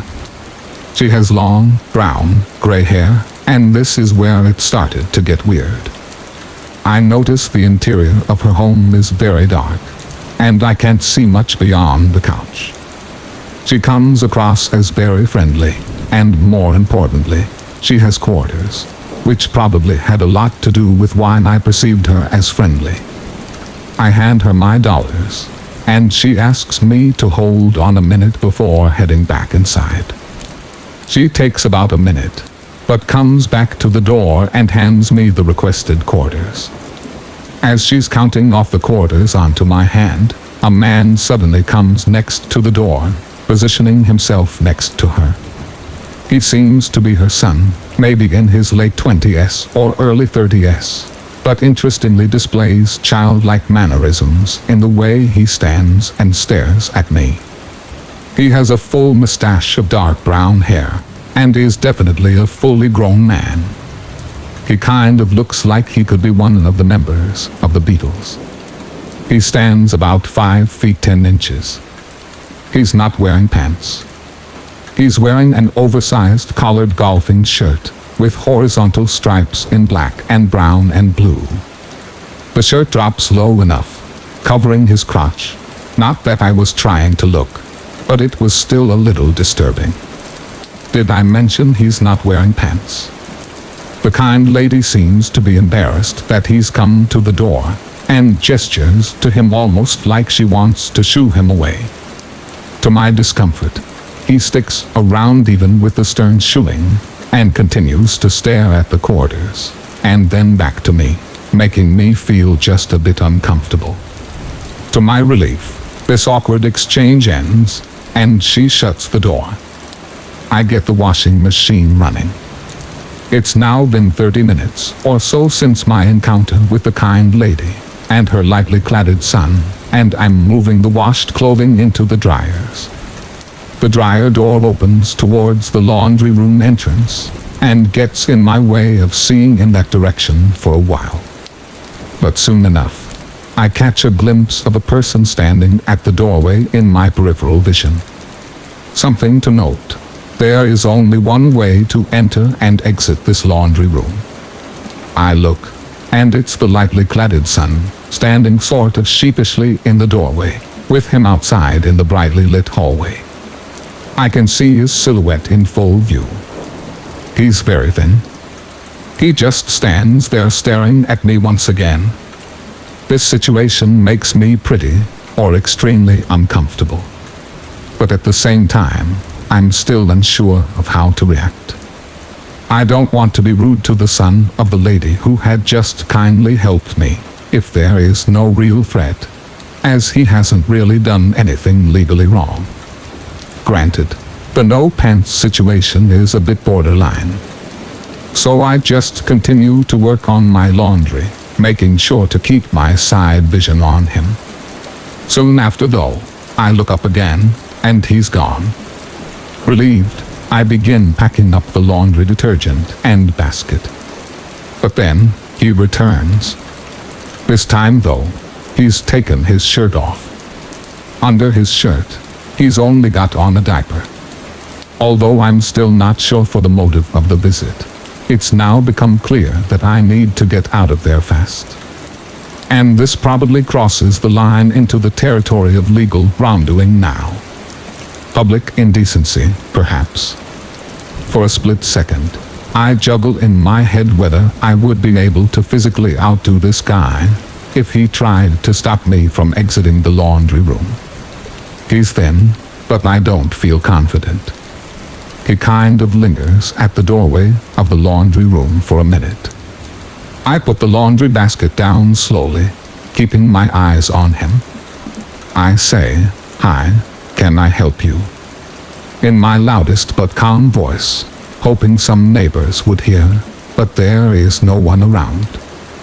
Meanwhile, keeping my eyes locked with his, keeping a stern and serious face. I'm hoping this will convey to him that I am not interested in whatever he is trying to do. He doesn't respond. Then he starts to walk in my direction, slowly swaying from side to side. And he starts to do this weird thing with his hands. He's using both of his thumbs to tug lightly at the top of his diaper outwards, as if to start pulling it off. He keeps doing this. I'm horrified at the thought that he might take the thing off. And he's grinning.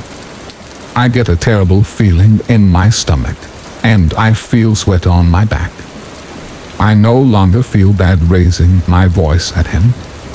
I say very loudly, trying to sound authoritative, to go back home now and get out of here now. He doesn't seem to comprehend, or just doesn't want to cooperate. But he looks irritated now. I remember his childlike mannerisms and wonder if threatening to tell on his mom might work to ward him off. I feel kind of silly saying this as an adult. I said it a lot back when I was a kid. But I started to say very loudly again, "I'm going to tell your mom. Go back home." This seems to work. He's no longer grinning. And he starts walking backwards. After a few hesitant glances, he leaves the laundry room. Somehow, it worked. After I make sure I heard him get back into his apartment, I grab the laundry basket and frantically run to the elevator, as I'm not taking the stairs in case my life depends on it. When I get back to the apartment, I lock the doors and check the rooms to make sure that no unwanted visitors have come into the apartment during my absence. It feels kind of silly expressing this now, but at the time, the threat felt real. Thankfully, my aunt has since moved to another apartment. So chances of meeting the adult diaper-wearing exhibitionist again are pretty slim. After the encounter, I feel both bad for him in case it's mental condition that caused him to behave in such a way, and upset at him or his caretaker, since he probably should have been more closely attended to. I had texted my cousins before I headed to the laundry room to ask if they had any special care instructions for their clothes. One of them responds finally, after my aforementioned ordeal, asking me to please hang dry one of his pants, as opposed to throwing them in the drying machine. My stomach sinks again, just at the thought of confronting that diaper man. But the thought of wanting to get the job done right overpowers my judgment. I prepare for this trip this time, though, by equipping myself with a proper defense tool, a chemical spray bottle I find underneath the bathroom sink. I creep quietly all the way to the laundry room and successfully bring back my cousin's pants, all the while looking over my shoulders every few seconds. In hindsight, I probably shouldn't have risked taking this second trip, although nothing happened. The spray, I later discover, is for a stain-removing chemical, with the capacity to only softly gush out bubbles. I described the incident to my cousins, asking if they had seen him around the apartment or laundry rooms before. They don't seem to recognize the description of the man, nor his mom. This makes me think that perhaps this guy has seldom ventured out from his dark apartment alone. Thank you for listening, and I wish you good health. Don't forget to subscribe to the channel to support us. Thank you very much.